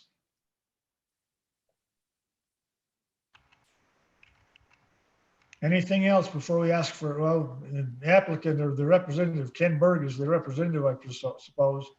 Does he have any comments about what we've talked about so far? Is he out there vending? Looks like he's on Berg Civil. Yes, he is in the meeting. He's listening in. Has he got any comments for what we've talked about, or? Hi, guys. Well, hello, Mr. Ken. What do you got to say tonight? Isn't this fun? Well, I've already stopped at 4-letter words. How about you? Yes. So, yes, I'm fine with adding that note on the power line. That's a good thought. We set the building pad so it's no houses can be within the easement with the front setback. But if you want to eliminate accessory buildings in the back, I'm fine with that too. The only reason, and I'll double check, and this is probably outside the scope, and I'll call you as well. I'll double check, but just because we've had an issue, the Rocky Mountain Power's had a recent issue on that. It is what is on my mind. And that corridor is, because of the nature of the 345 kV, it is a no building corridor. There's a lot of easements that Rocky Mountain Power has that don't necessarily restrict the ability to build buildings, but that corridor does. And I did notice, Ken, that they were set back to where there probably shouldn't be an issue, but there might be some accessory buildings that might violate NESC. And I think by putting it on there, you're just going to help future owners, if they look at the plat, not get themselves in a situation that they'll have to tear something down. Yeah, more than happy to do that. That makes sense. Okay, Good thanks. point, Harold. And we've already read the hearing or the comments for the hearing in on this one. I guess we're ready for a motion then, if there's no other comments. Someone would like to make a motion. This is item number 4 on our agenda of 18, so we got to keep moving. I'll do a motion. Mr. Chairman, I move that we approve the preliminary plans and recommended approval of the final plats of Dixie Farms plat E1, E2, F1, F2 with the findings and conditions listed in the staff report and subject to any findings and conditions and modifications listed in the engineering report, along with a condition before plat goes to the city council that no buildings be added to the Utah Power and Light or Rocky Mountain Power corridor power line or the park designated park area as well. All right, thank you. I have a motion from Harold. Do I have a second? Second, Who was that one? Chris. Chris, all right. Any further discussion on the motion? All right, we'll do a roll call vote. Christine?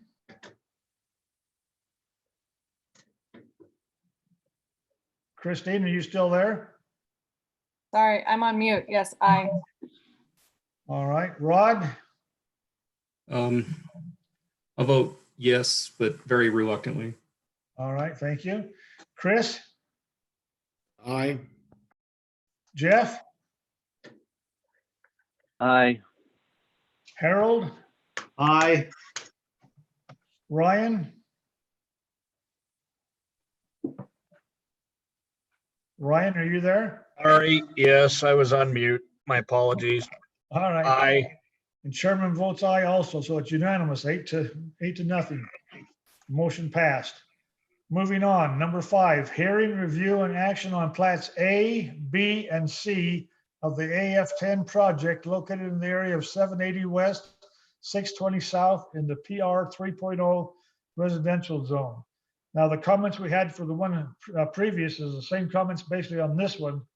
Do we need to read them in on this one also? If there's additional comments from other commenters, yes. Otherwise, we can just reiterate that those same comments applied to this action item as well. As far as I can understand, the same two people who had the same comments for both item 4 and item 5. All right, Adam, would you lead us in this one, please? Yes, thank you. This one you actually saw at your March 4th meeting. It was the preliminary plan. And so this is the final plat or final plats for those A, B, and C. Again, this is a reworking of a previous final plan. The number of units has actually gone down slightly, so the density is a little less. And basically, the one of the reasons for the change was there was a purchaser of what will be lot 203. So that was basically some of those units were eliminated and those properties combined into one large piece. Again, the preliminary plan was heard early in March and it was approved, and this complies with that preliminary plan. All right, any comments or concerns for planning? Hearing none. Engineering, any comments on this one?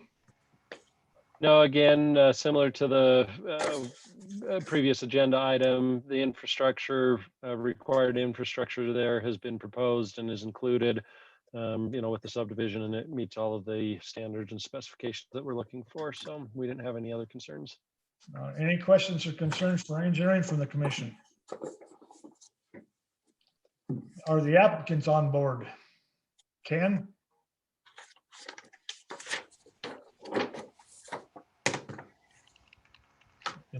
Is Ken still with us, Vendling? Yep, we're good. Any comments on this one, on the AF10 project? I don't think so. All right, thank you. In need of a motion then on AF10, please, from someone. I'll make a motion. Mr. Chairman, I move that we recommend approval of the AF10 plat with the findings and conditions listed in the staff report and subject to any findings, conditions, and modifications listed in the engineering report. And who was that, just out of curiosity? It's Rod. Rod, okay. I have a hard time hearing everybody, sorry, so I have to identify who you are, but I can't tell from your voice. I have a motion from Rod. Do I have a second? Ryan. Second. Ryan, second. All right, thank you. Any further discussion? Yes, I just have something to say with these developments coming. I'm voting aye because they meet all of the standards and specifications that are required. But I feel like the message that that I guess City Council hopefully hears is that we have a responsibility to make sure that infrastructure is a high priority if they are going to approve the things that we're recommending approval for. Like, I just want to say that. I agree. So you voted aye, right, Christine? Yes, that's aye. All right, Rod? Yes, and I agree with Christine with what she just said. Yes, very good comments. Chris? Yeah, I'm an aye, and I second what Christine said. Jeff? Aye, with the same comment. Let's give you a unanimous vote. Harold? Aye. Thank you. Ryan? Aye, with the same caveat. And the chairman goes along with everybody else. I agree, and we need to make sure the city council is aware of our feelings. Mr. All Chair. right. Yes? Mr. Chair, this is Scott. With what Christine said and you all agreed, I would just encourage, we'll do what we can to communicate that message to the council, but I would encourage, if there's any way you could also feel free to communicate in whatever way you see appropriate to make sure that the council hears loud and clear what you're saying. I think that would be appropriate. I agree 100%. Very good point. Thank you, Scott. All right, moving on. Hearing, review, and action on the preliminary plan for and final plat for AFPD South, located in the area of 900 West, 620 South, in the PR3 residential zone. Adam, lead us on this one, please. Thank you, Mr. Chairman. This one is just north of those Dixie Farms plats that you just discussed. This is just south of 620 South. There was a preliminary plan for this AFPD South, which was approved in December of last year. At that time, there was a total of 24 units proposed with an overall density of nearly 4 units per acre for that phase. This again has been redesigned, clustering a number of the units. Some of them, there's been a reduction in the number of units by 2, and so therefore the density has dropped a little bit. A lot of the open space, there's a portion of that on the east side of 900 West, and then on the west side will be the townhomes with, instead of just kind of homes with the fence along the corridor on either side. So the intent is to create more of that open feel as you're going from north to south, more pedestrian friendly, a landscaped, pleasant area corridor through that. They are meeting the requirements of the underlying PR3 zone for the type of subdivision they're looking to do. Again, the density has decreased slightly and the number of units have dropped by 2 for this revised preliminary and final plat. Any questions or comments from planning? Adam, just a question. As I look at, what 900 West is going to become, and if we're having open space there, my concern is, is pedestrians crossing 900 West from any of the from these a little higher density locations to take advantage of that open space. Yeah, I understand that. I know that there will be a crossing at the roundabout, or that proposed roundabout on the north end, and then likely one on the south. So those would likely be 2 designated crossing areas, but I do understand the concern. Well, especially if you've got younger families in there, something mid-block may need to be considered. Okay. All right, any other comments or concerns? If not, engineering, what's your input on this one, please? So a lot of the same stuff from before. Those are all good ideas, and as far as making sure that the pedestrians can cross over to the open spaces, we will have the roundabout like you've seen in the plans and whatnot at 620 South and 900 West. That will provide some pedestrian crossing and so forth that way as well. That, other than that, everything else is in place as far as master plan requirements and so forth, with some future developments, just so that you're aware, as you can see on the west end, where you have some road stubs that are kind of connecting further to the west. Those will be some additional future connections that may possibly be made for future development when those come into the city and so forth. But we've just tried to make sure we can accommodate that and still have some connectivity throughout this area, even though it's just outside of the TOD. So other than that, we didn't have any major concerns. All right, thank you. you. So Ben, what are your thoughts on that mid-block, potential mid-block? Because I know where we designate people to go, and knowing people, they don't always go where we want them to go. Can we try to find a medium? Maybe it's like an RFSB, that rapid flashing beacon type in the mid block, if at all possible. Yeah, no, I agree, and I think that that's a good idea. I mean, one of the things that, and just because of the nature of this particular piece of property and being able to actually develop it with a big road in the middle of it and usability and so forth, we already had kind of some concerns as far as the access spacing between the roundabout and then the alley connections, to be able to get to these units and stuff with a vehicle. But by adding a mid-block crossing and whatnot as well, I mean, that can also create an additional traffic calming feature that could just help with so much stuff going on between cars and pedestrians and roads and roundabouts and so forth here, that I think that's a good idea. We could always build a wildlife crossing bridge like they do on I-80 up by Heber. Could. Might cost a lot more money, but could. Yeah, that'd be expensive. Yeah, if you got another $10 million. All right, any further comments or concerns? Mr. Berg, are you still there? What do you think about this project, please, from your? I think that I don't have any other concerns. I think we've tried to get the best layout for the city for this parcel, to have it present towards 9th West, which 9th West is planned to be really pedestrian friendly with big trails on each side of the road. So, you know, we just have to hope that they follow the trails to get around to the open spaces as they go from point A to point B. And this was similar to AF10 and Dixie Farms. There's no basements allowed, correct? That's correct. All right, thank you. Any other comments or concerns for the applicant? If not, how are we on this one as far as comments from the public, Vendlin?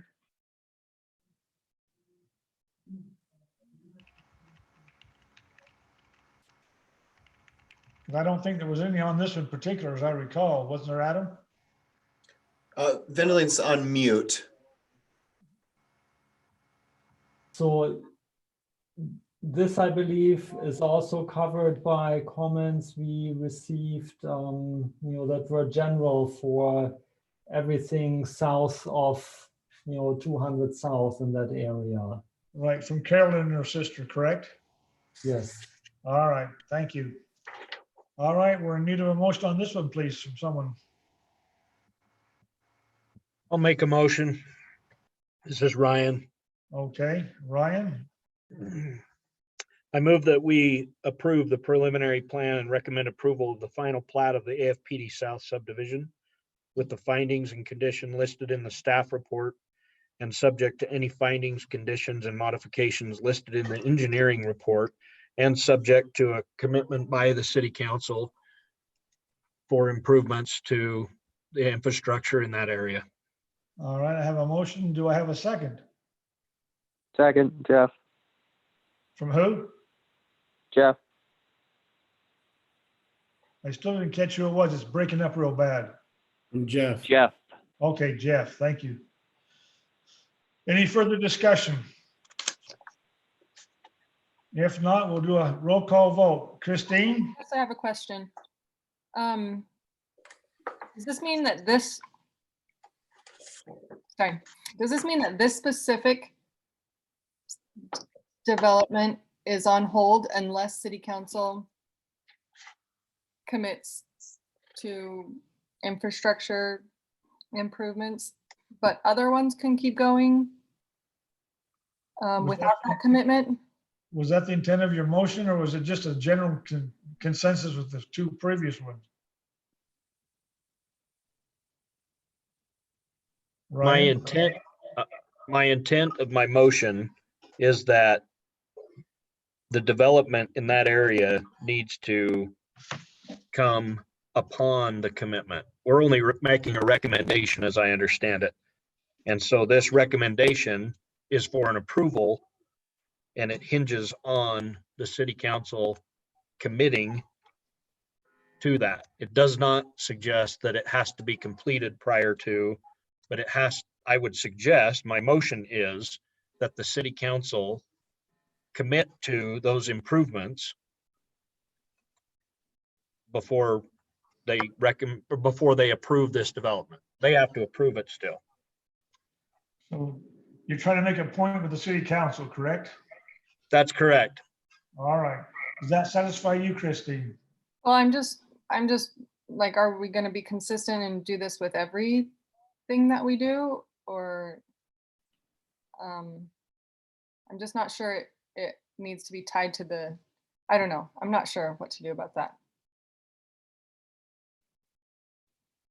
Well, we're trying to make a point to the city council that they got to stay up on the infrastructure. We can't tie it to one in particular development because it's concerning everything south of the freeway, it seems like to me. So it'd be kind of unfair to tie it to just one particular development. Just let the city council know we're serious about, we've got to have those infrastructure improvements completed, and they've got to commit to putting the money and the political savvy behind it to make it happen. So with that said, why don't Ryan, can you amend your motion? You know, because this discussion is in the minutes. It could be not conditional, but with, you know, with the request that if city council is going to approve it, they would, you know, commit the resources. It seems like we do have it seems like we have an inconsistency. It should be all of them with those conditions, just not one. Yeah, I agree. Otherwise, we need Agreed. to, it seems like we should remove it, or it shouldn't stand with With this one the particular. motion. But it can be in the minutes separately as like, you know, this is a hard thing that we're coming up against every meeting, and you know, a request to have some kind of commitment or timeline or. Let the city council know we're serious about it.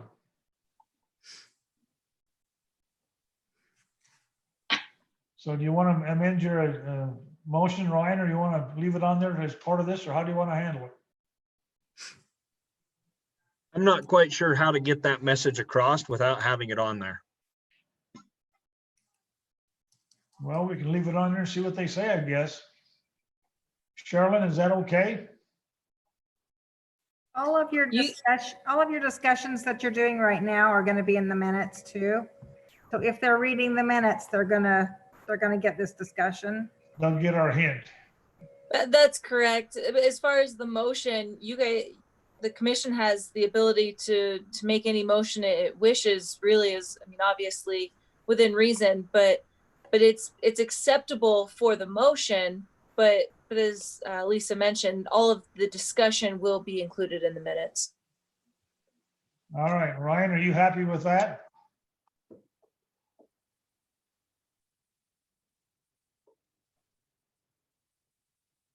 Sorry, my internet's wigging out. I don't know if that's the host or if that's mine, but I will amend my motion. And I move that we approve the preliminary plan and recommend approval of the final plat of the AFPD South subdivision with the findings and conditions listed in the staff report and subject to any findings, conditions, and modifications listed in the engineering report. All right, thank you. Is that okay with the second? Yes, that is. All right, Christine, how do you vote? Aye. Rod, Yes, aye. Chris, Aye, yes. Jeff, Aye. Harold, Aye. Ryan. Aye. Chairman votes aye also, so it's unanimous, 8-0. All right, moving on. Hearing, review, and action on the preliminary plan and final plat for the yard, Plat A subdivision located at 200 South, 1100 West in the TOD Transit Oriented Development Zone. Adam? Yes, actually, Mr. Chairman, if I could, I would like to discuss Edgewater North, which is the following item on the agenda, and this one together because they go hand in hand. Okay. And it looks like Edgewater North, I'd like to discuss that one first, only because the yard takes off of Edgewater North. And so if we can discuss both of these, you have motions for both, but I'd like to start with that one. So with Edgewater North, this subdivision is largely intended to provide the rights of way for 1100 West, 300 South, 350 South, and 1200 West. This particular subdivision proposes 4 lots. Lots 1 and 3 will be are to be further divided, which is the yard subdivision. And then the other 2 lots, lots 2 and 4, will be further subdivided at a later date in more of a medium density fashion. So this entire area did receive approval of district framework plan last year, and then it was followed by a block plan, which is a staff level approval. And as part of the lot plan submittal, that's where these subdivisions come into effect and come into play, because these subdivision plats are the instrument which formally divides the property into lots, upon which site plans will then be reviewed. and potentially ultimately approved by staff. But these subdivision plats, again, are just the formal instrument of dividing the land so further development can occur. And so with Edgewater North, again, that largely defines the rights of way for those roads. And then the yard basically further divides lots 1 and 3 of Edgewater North into additional lots, which meet the requirements of the TOD zone as far as lot type and all of what we review under the TOD zone. Upon approval of these subdivisions, especially the yard, then it goes back to a staff review of site plan and how buildings are situated on these lots and all of that. But again, what we're looking at tonight is just the formal subdivision of property. With the yard subdivision, they have included cross access and parking easements because this area will function as one overall site, even though the lots are there that break it up according to the requirements of the TOD zone. So with that, I can answer any questions, but thank you for letting me talk about those together because again, one builds off of the other, and I thought it was just easier to do it that way. All right, no problem. Any questions for planning on either one of these two?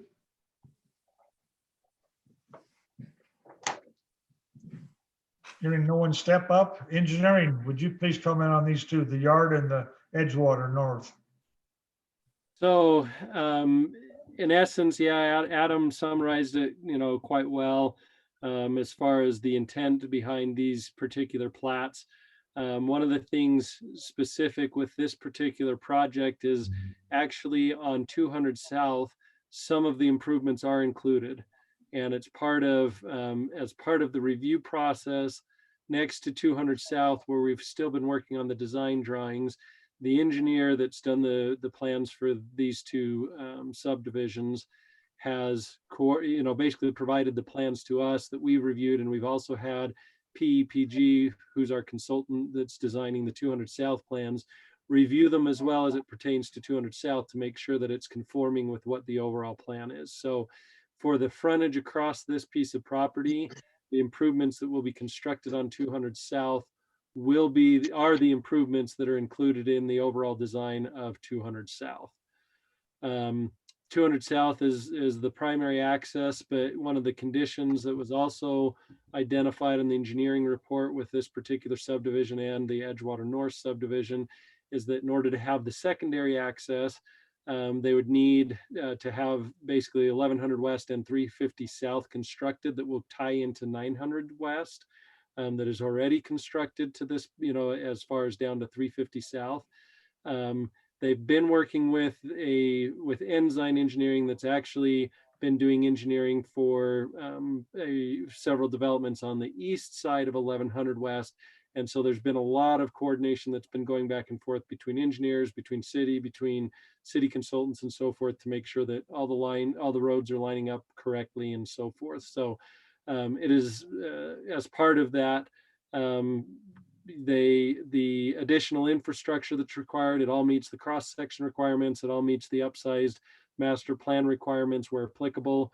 So we've made sure that all of that is in place with these two subdivisions that are part of that. So other than that, I'd be happy to answer any questions if you have any. Any questions for engineering from the commission? Just one question out of curiosity. It just looks like there's a change in the cross section on 200 South, right? As you run longitudinally with lot 13. Is that just a widening for a right turn lane, or what? I'm not sure what the cross section would look like. Yes, that's part of it. And the other part, so there is right where it's identifying line 7, L7 there as it makes that jog to the south. At that particular location, just directly to the west, or kind of the southwest of that particular line, or maybe actually I think it's within the right of way, but basically you've got the Central Utah Water Conservancy District that's got a vault there, and Timpanogos Special Service District that has a change in the direction of their sewer lines. So that jog is actually made so that we don't impact any of those vaults and those systems or anything that way. And it does start a right turn lane. And it also, as you would continue to the east on 1100 West, east on 200 South to the east of 1100 West, it kind of starts to have more of the domino effect of it's starting to get bigger as you get closer to the TOD core area, and just continues on with that. So if you'll notice on their plan, well, I mean, you can kind of see it even just on the next page, Vendeline, if you want to scroll down to the next page, that basically at the top there, you can see the curb and gutter improvements that'll be on the south side. And then as it continues through on the intersection, on the east side of the intersection of 1100 West, that curb and gutter will actually continue. It's part of the 1100 West plans that we've been reviewing, that's been provided from the other engineer for the project to the east.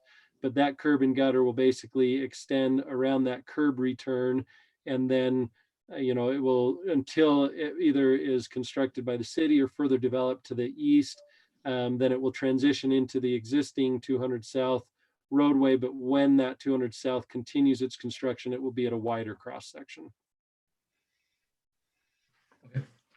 Any other questions or comments? All right, thank you, Ben. This one, has there been any citizen input on this for the public hearing from anybody? Vendeline or Adam, do you know? I'm not aware of any on these two. Nothing in particular. It's still the same item where comments were made that apply to the entire area. So from Carolyn, her sister again, basically. Yes. All right, let's have a motion then on the Edgewater North subdivision first, please.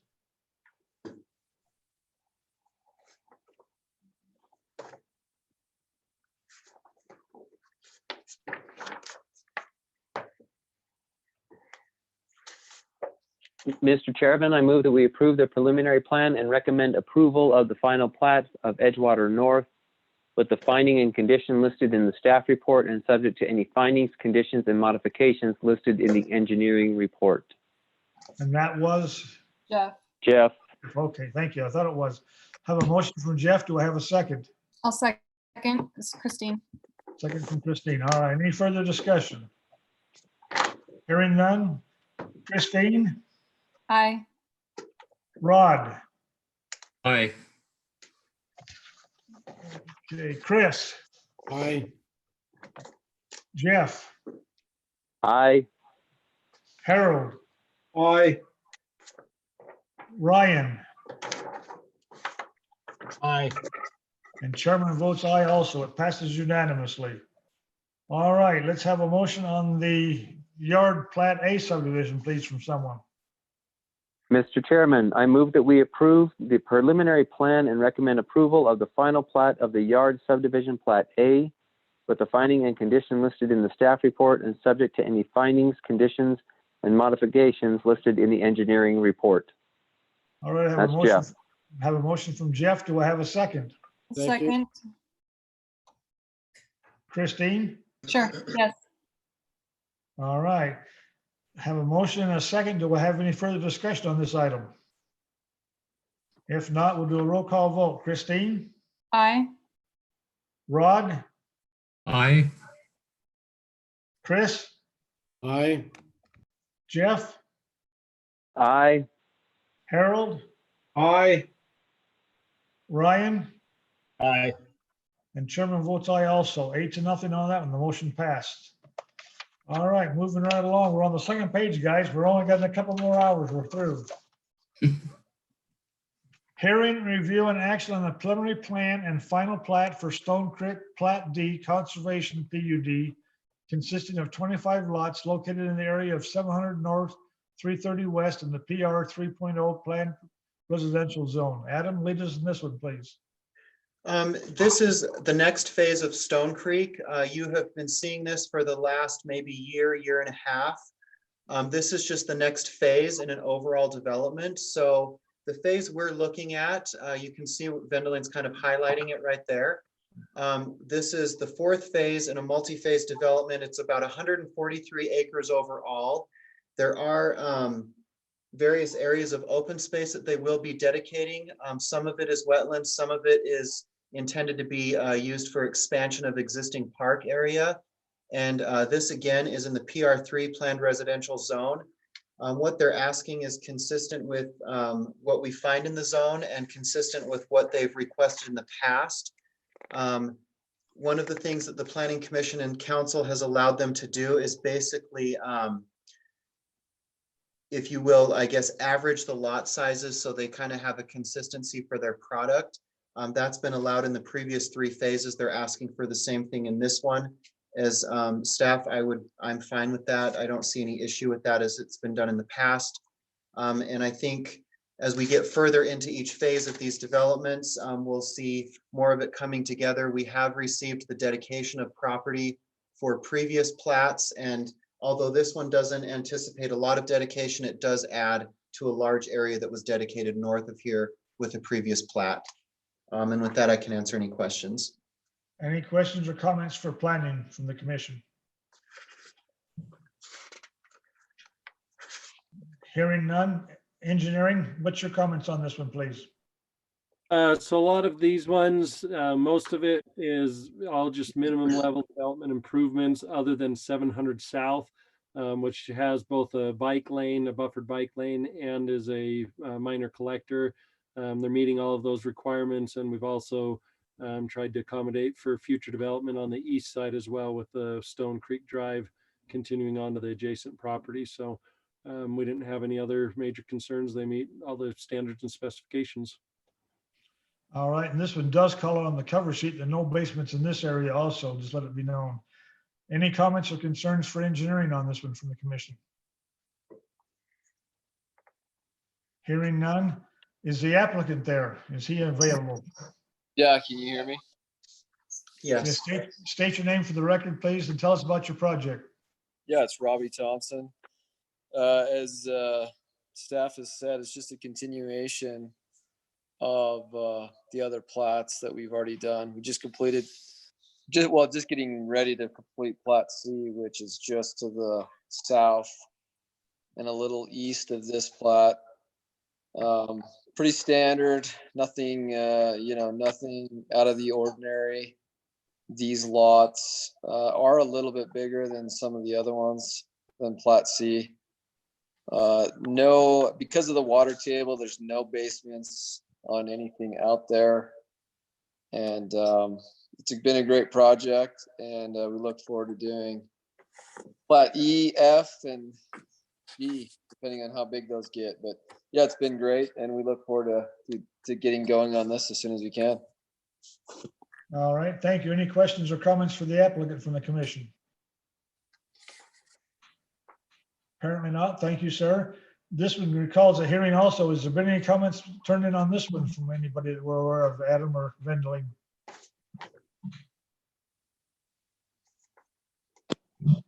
I'm not aware that there were any specific comments on this one.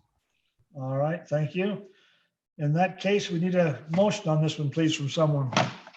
Mr. Chairman, I move that we approve the preliminary plan and recommend approval of the final plat of Stone Creek Plat D with the findings and conditions listed in the staff report and the subject to any findings, conditions, and modifications listed in the engineering report.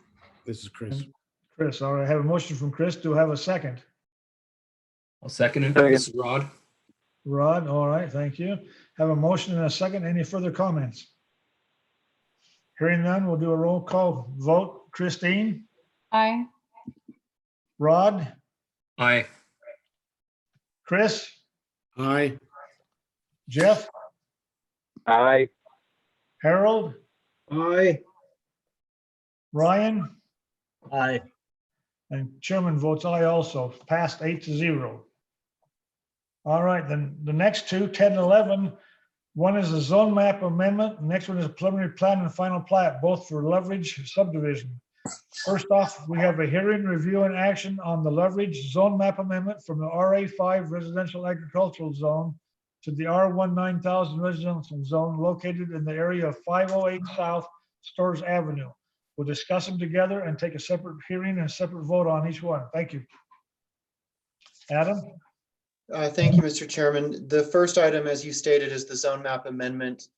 This is basically in preparation for the following subdivision plat. The property owner applicant is looking to amend the zoning to the R19, which is in line with the underlying land use map, which is just a low density residential. The resulting subdivision plat, it's basically a 2-lot plat. Each of those lots is well in excess of the R19. And that's fine. We don't have any issue with that as staff. And those lots would access off of 480 South, which is a new road that was constructed with one of the Stone Creek plats. It provided access to this portion of Mr. Loveridge's property, and he would like to do a 2-lot subdivision there. Again, the zone change comes before the proposed subdivision, and I can answer questions if you have any. All right, any questions on the zone map amendment or the preliminary plan and final plat for planning? All right, this one also has a hearing requested for both of them. Have we heard any comments from the public on either the zone map or the preliminary plan or final plat?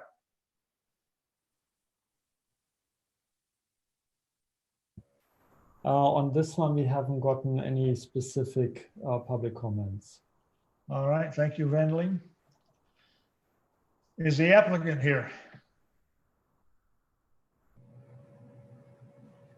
Chairman, he is in the meeting. You can see his video. I believe he has some challenges with his sound.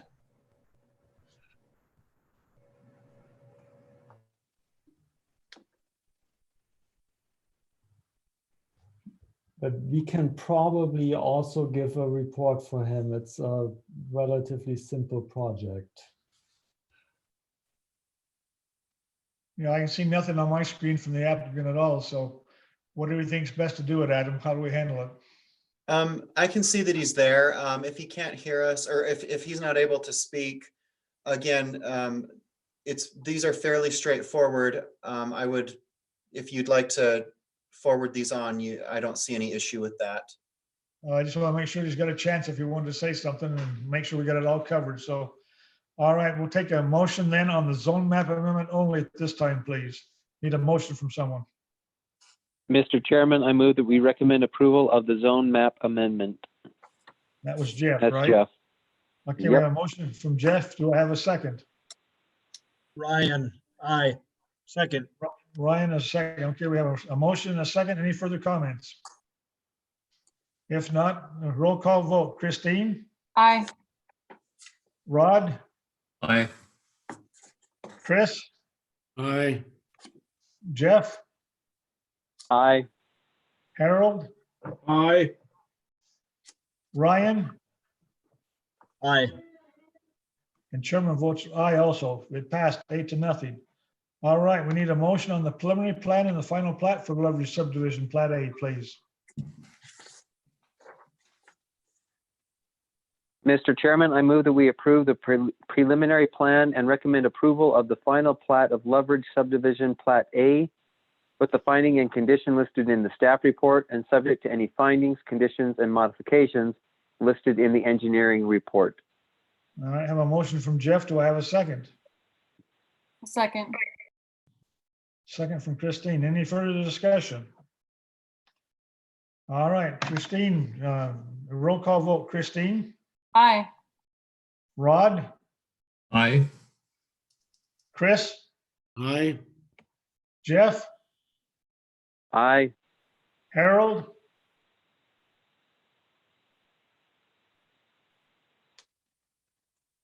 Harold, are you still there?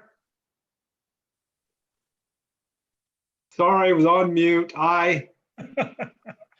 Okay, Ryan? Aye. And Chairman votes aye also. It passed 8-0. Okay, the next one is we'll discuss them together. It's a review, and it's a land use map amendment and a zone map amendment. The first one is a hearing, review, and action on a land use map amendment located at 700 North, 900 West, from the residential low density to the professional office designation. Adam, lead us in this one, please. Thank you. These next two items also go hand in hand. The first one is a land use map amendment, And then the second one is a zone map amendment. And what the applicant is requesting is that the underlying land use map amendment be changed from a low density residential to a professional office designation. And then the zone map amendment would be from the RA5 and R112 to the PO1, which is professional office. If this is approved through the council, then the applicant would come back before us with a site plan for an orthodontist office. I just wanted to give a little bit of background. You can see on the map, this is the northeast corner of 9th West and 7th North. In the past, when land use map and zone map amendment requests have come before the Planning Commission and the council, the feeling was all through, up till now, that 7th North at 9th West, south of there along 9th West would be able to go commercial or professional office, but 7th North would kind of be the cutoff, and anything north of there would remain residential. And so if that is still the feeling of the Planning Commission, that 7th North kind of is that cutoff, then staff would recommend that this application have a recommendation of denial to the council, who would then make that final determination. If you have any questions, I can answer those. Any questions for planning from the commission?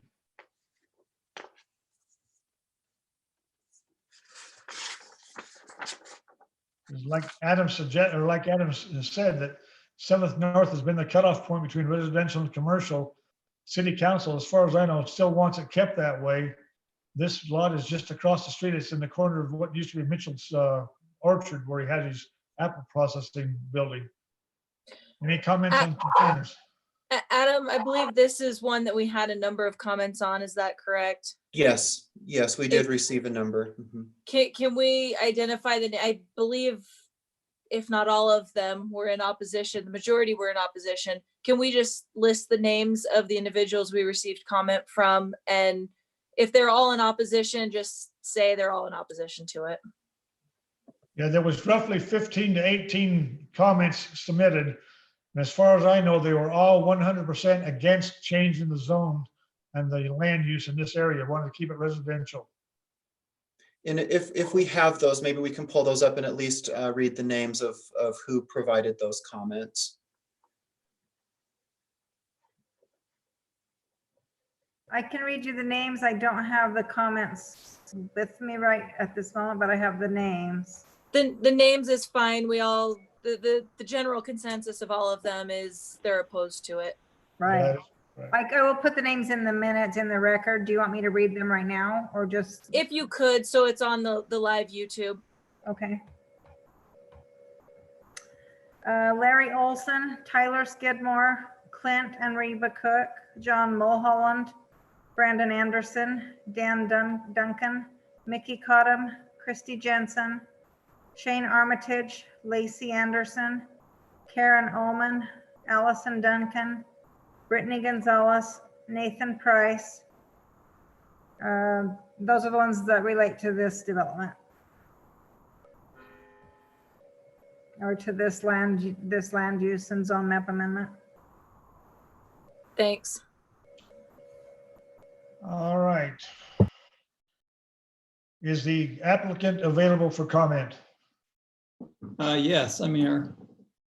Would you please state your name for the record and tell us about why you want to change the zone map and so forth for this orthodontics office? Yes, my name is Reed Swenson, and I'm new to this process. I'm wondering, I have not heard of that opposition. Do those people, are they aware of what we want to put there? Or are they just aware that there's a proposal for a zone change? As far as I know, they're aware of the zone change from residential to commercial, but I'm not sure they know what kind of use you want to put it in commercial. I did read in Adam, several of the comments that they mentioned an orthodontist office in some of the. I think you're right, yes, Christine. Okay, Yeah, I read that too. So some of them are aware. Okay. Yeah, you know, I have an opportunity to purchase that piece of property. I would like to build a professional office there. I think it would be an asset to the city. I think it would be, you know, that corner lot. I don't know that that's an ideal residential area, and that with that traffic there. If you, I don't know if you've seen the design concept or what we're proposing there, but I think it would only add to that area. It would be a very good neighborhood, be very quiet. We're not there in the evenings, 8 to 5. It's not something that I think if people understood what it was would be opposed to it. But I respect the decision of the council, and that's the reason I did propose it. I wanted to find out what possibility there was of that change. I know that there have been areas in American Fork that zones that were zoned residential that have been changed professional office, and that seem to have worked out well for the city and for the neighborhood. Any direction there? Do you plan on using the entire building for orthodontic work, or are you going to rent pieces of it out, or what's your plans there? Yeah, it's a 10,000 square foot building. I would have 5,000 of it. I've got an endodontist who is interested in purchasing the other half of the building. So it'd be both dental professional. I think it would be a good thing. Any comments or concerns for the applicant from the commission? My opinion, in an area like this where we have commercial gradually encroaching into residential, is that it's helpful to make a strong line. And I feel that 700 is a good boundary so that that residential area kind of stays protected from commercial encroachment. Any other concerns or comments?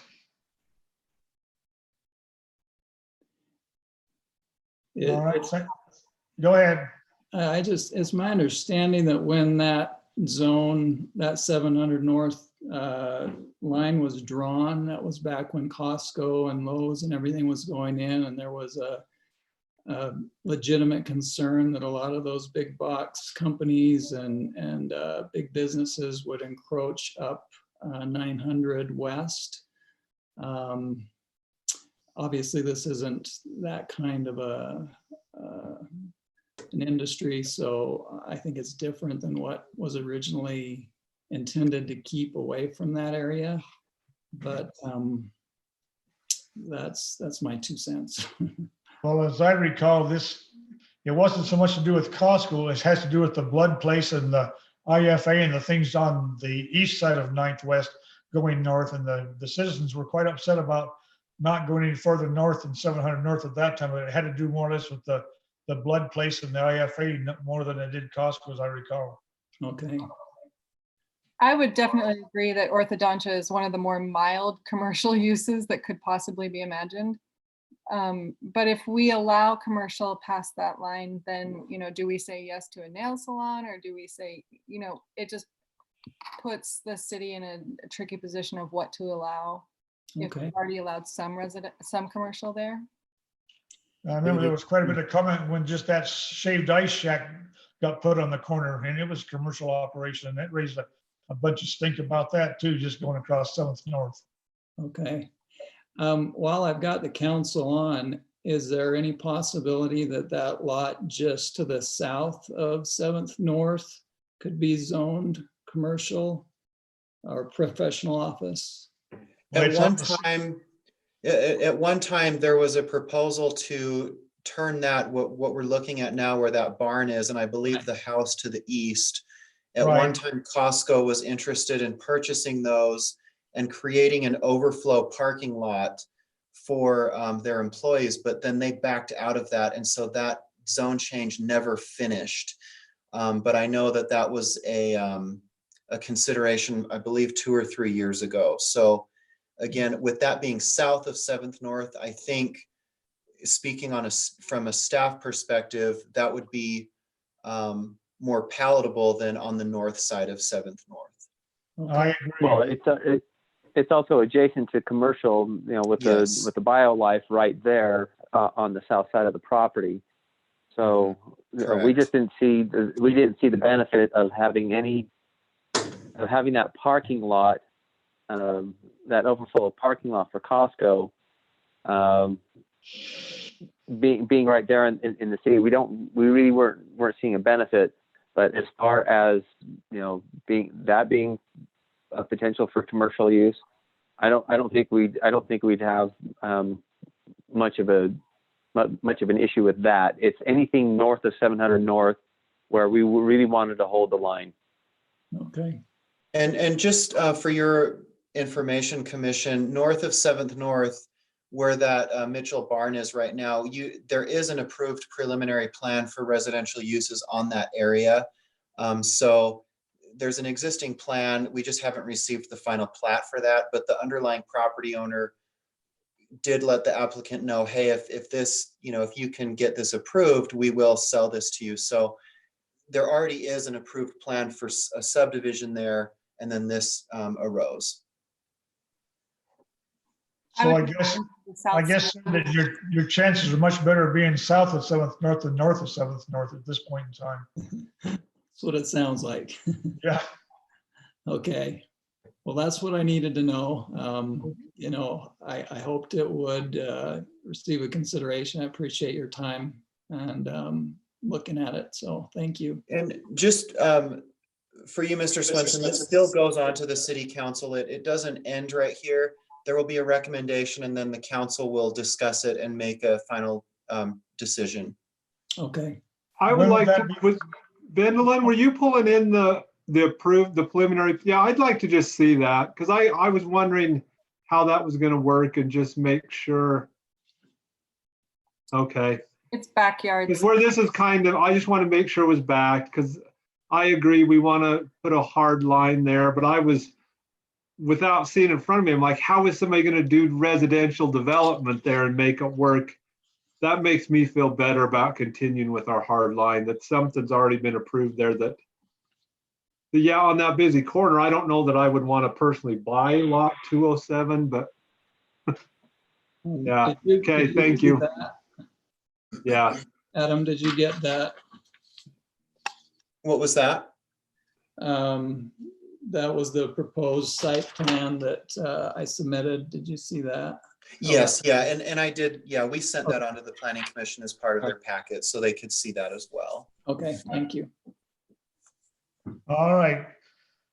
Any more discussion on that one? This also calls, well, like I say, this had the roughly 15 comments all turned in about not changing the zone, so we got that covered. Any further comments or concerns we need to discuss before I ask for a motion on the land use map amendment?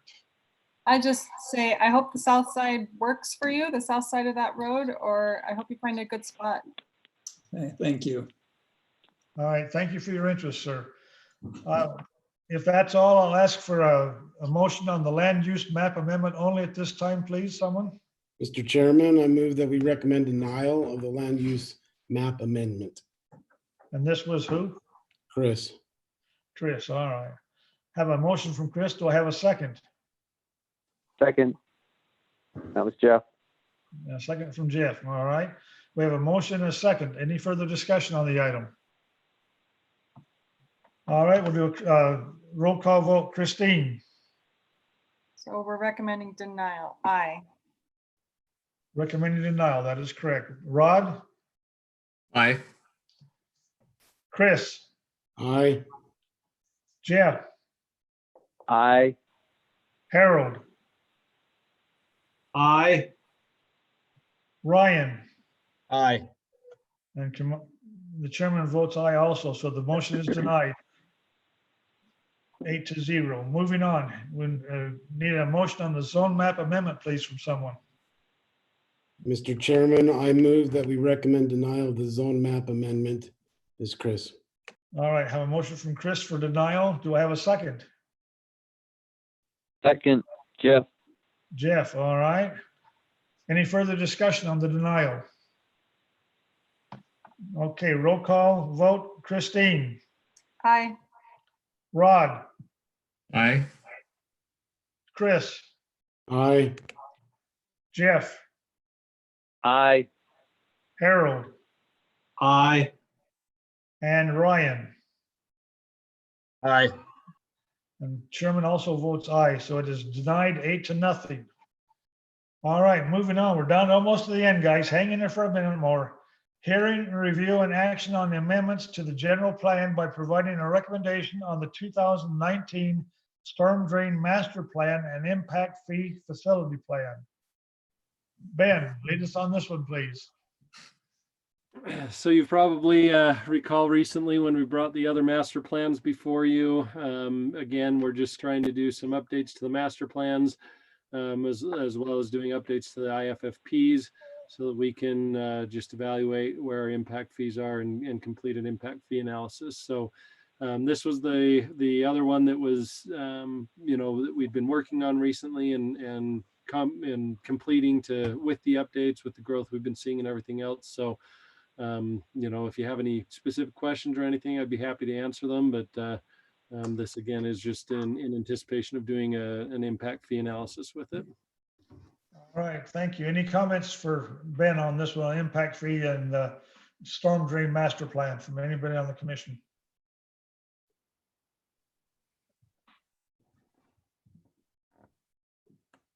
All right, hearing none. This one also has a hearing involved.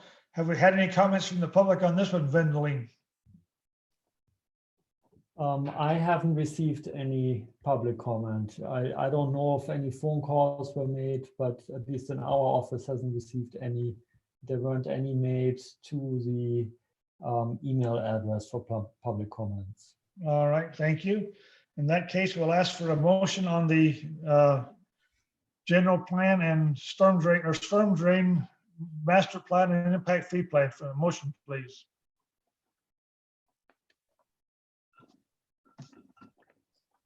Move to approve. Who was that, please? Ryan. Ryan, all right. Have a motion from Ryan. Do I have a second? Second it. It's Rod. From Rod, all right. Have a motion and a second. Any further discussion? Roll call vote. Christine? Aye. Rod? Aye. Chris? Aye. Jeff? Aye. Harold? Aye. Ryan? Aye. Chairman votes aye also. The motion passed 8-0. When will this show up to city council? Any idea on it, Adam? Let's see. So I think following the normal process, it would be maybe the 28th of April. 28th of April? It may not be. We're still working through some other issues on a couple of the other ones and trying to bring them all forward. So that one, it might be up in the air. We'll make sure and let you know when it is. All right, because I know I've got a family member that's got interest in it too, that you're well aware of. She's bugging me all the time. Indeed you do. All right, I'm so. sure she gets plenty of notice. All right, thank you very much. We're down to other business. Anybody have any other business for the commission? I don't have anything to pass on at this time. So I had said, well, John was saying that he wasn't going to be here next meeting. John, are you still planning on not making it next meeting? Well, I'm gonna be here because I can't go anywhere. Okay, I didn't know if, yeah. We're Okay, just gonna cook a couple of steaks on the grill out in the patio and just her and I be here and that's it. Wait till June, July, or August, or November, I don't know, whenever. okay. I was just gonna say my plans fell through too, so I'll be here too. Well, I think a lot of people's plans have fell through the last couple of weeks. Right. So well, I'm relieved I don't have to chair and you'll still be here to chair. I'll still be here as far as I know. I don't plan on going anywhere. Let's put it that way. Yeah. All right, site plan committee report, Vendeline.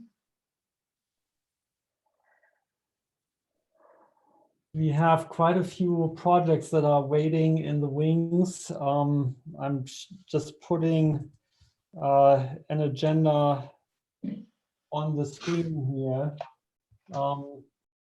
Many of these projects have several items that are still missing. This is just the first page. There's more coming here. The next meeting will likely be very short. We would anticipate the item that was tabled today to be on the next meeting. There may be some amendments to the development code, but it should not be a meeting like today. All right, thank you very much. Down to number 17. Yes? Do we have access to that report that you just said, that you just showed? This is a report the engineering department puts out, so you could ask Scott if he can share that with you. That's for the master plan? So just the list of the TRC agenda is what you're asking for, Oh. right? I defer to Ben. I just think it would be helpful if we got some time to be thinking about stuff before it shows up the week of. Well, typically we don't put anything on the agenda till it's ready. That's more of an internal like memo to us to see what we need to review every week. And then once those are done, then we place it on a regular agenda, and then you have the reports about 10 days in advance. So the advertising for items that go onto the planning commission agenda is 10 days in advance. So there should always be enough time for the planning commissioners and the chairman to really review these items. Somebody's off the board and wants something extra to read. You must be homebound or something. yeah, Well, those I those just are get just lists inundated that- with emails.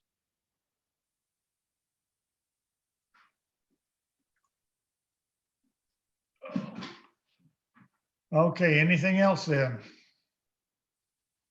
If not, we'll move on to item 17, review and act on the minutes of the March 4th, 2020 Planning Commission regular session.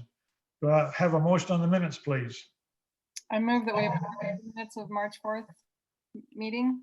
All right, I have a motion for Christine. Do I have a second? Second, Jeff. Jeff, all right. I have a motion and a second. Any further comments on the minutes? If not, we'll do a roll call vote. Christine? Aye. Rod? I'll abstain. I think I was out of town. Okay. Chris? Aye. Jeff? Aye. Harold? I don't think I was here, but I'll vote A because I looked at them. They look good. So you saying yes or Yes. no? Aye. Yeah. All right. Ryan? Yes-ish. Do and chairman votes aye also. So we have 6 ayes and 1 abstention from Rod. Motion passed 7-1. Move to adjourn. Who Wait, was before that? you move to adjourn, I move that we change the locale to wherever Wendelin is at. That is nice compared to everybody else's backdrop. Where is that? That's his home. That's Germany. That is Germany. That is not Magna. That is Germany. Yeah, Well, Magnus- Magna does look a little different, yes. It's Really? in Germany. I grew up, I don't know, like quarter of a mile away from that spot. That is cool. That's pretty. All right, He said- motion for. He motion said that for was his adjournment? view from his kitchen window, Harold. Well, I got my Right. kitchen in the background. Does that count? The Or food's no. right behind me. I did notice the bananas. They look really good. They're ripe. There's 4 dozen cinnamon rolls sitting there on a bunch of cookie plates right now that I'm not sharing those with anybody, even my grandson that's here right now from Houston. So I have a weird suggestion, and maybe this is nitpicky, but I think it might make it more comfortable for the people who come and like the applicants who come and speak for a minute. If we just kind of give them like a verbal dismissal, like thank you, and so they know like when they're done, I feel like it's awkward for them, like, okay, is that it? Am I done? And then I'm done. And there's no kind of like, thank you, goodbye. I don't know, that maybe that's just me. Well, it's a But- good idea. This is the first time we've done this. We're kind of flying by the seat of our pants anyway, so. Right, that's and a suggestion. yeah, I think normally in meetings you kind of do that, but in this, they don't go talk to Vendaline, you don't have anything to say to them. Right. So they kind of like don't know when their item is over. Now, blame it on technology. At least we held a meeting. That's one thing. Amen. All right, motion for adjournment for someone, please. Move to adjourn. All right, Christine, second. Second, Is that Jeff. Jeff? Jeff. All right, any further discussion? All those in favor? Aye. Aye. Hey, we're done in time for the news. That's only 3 hours. That's a good meeting, folks.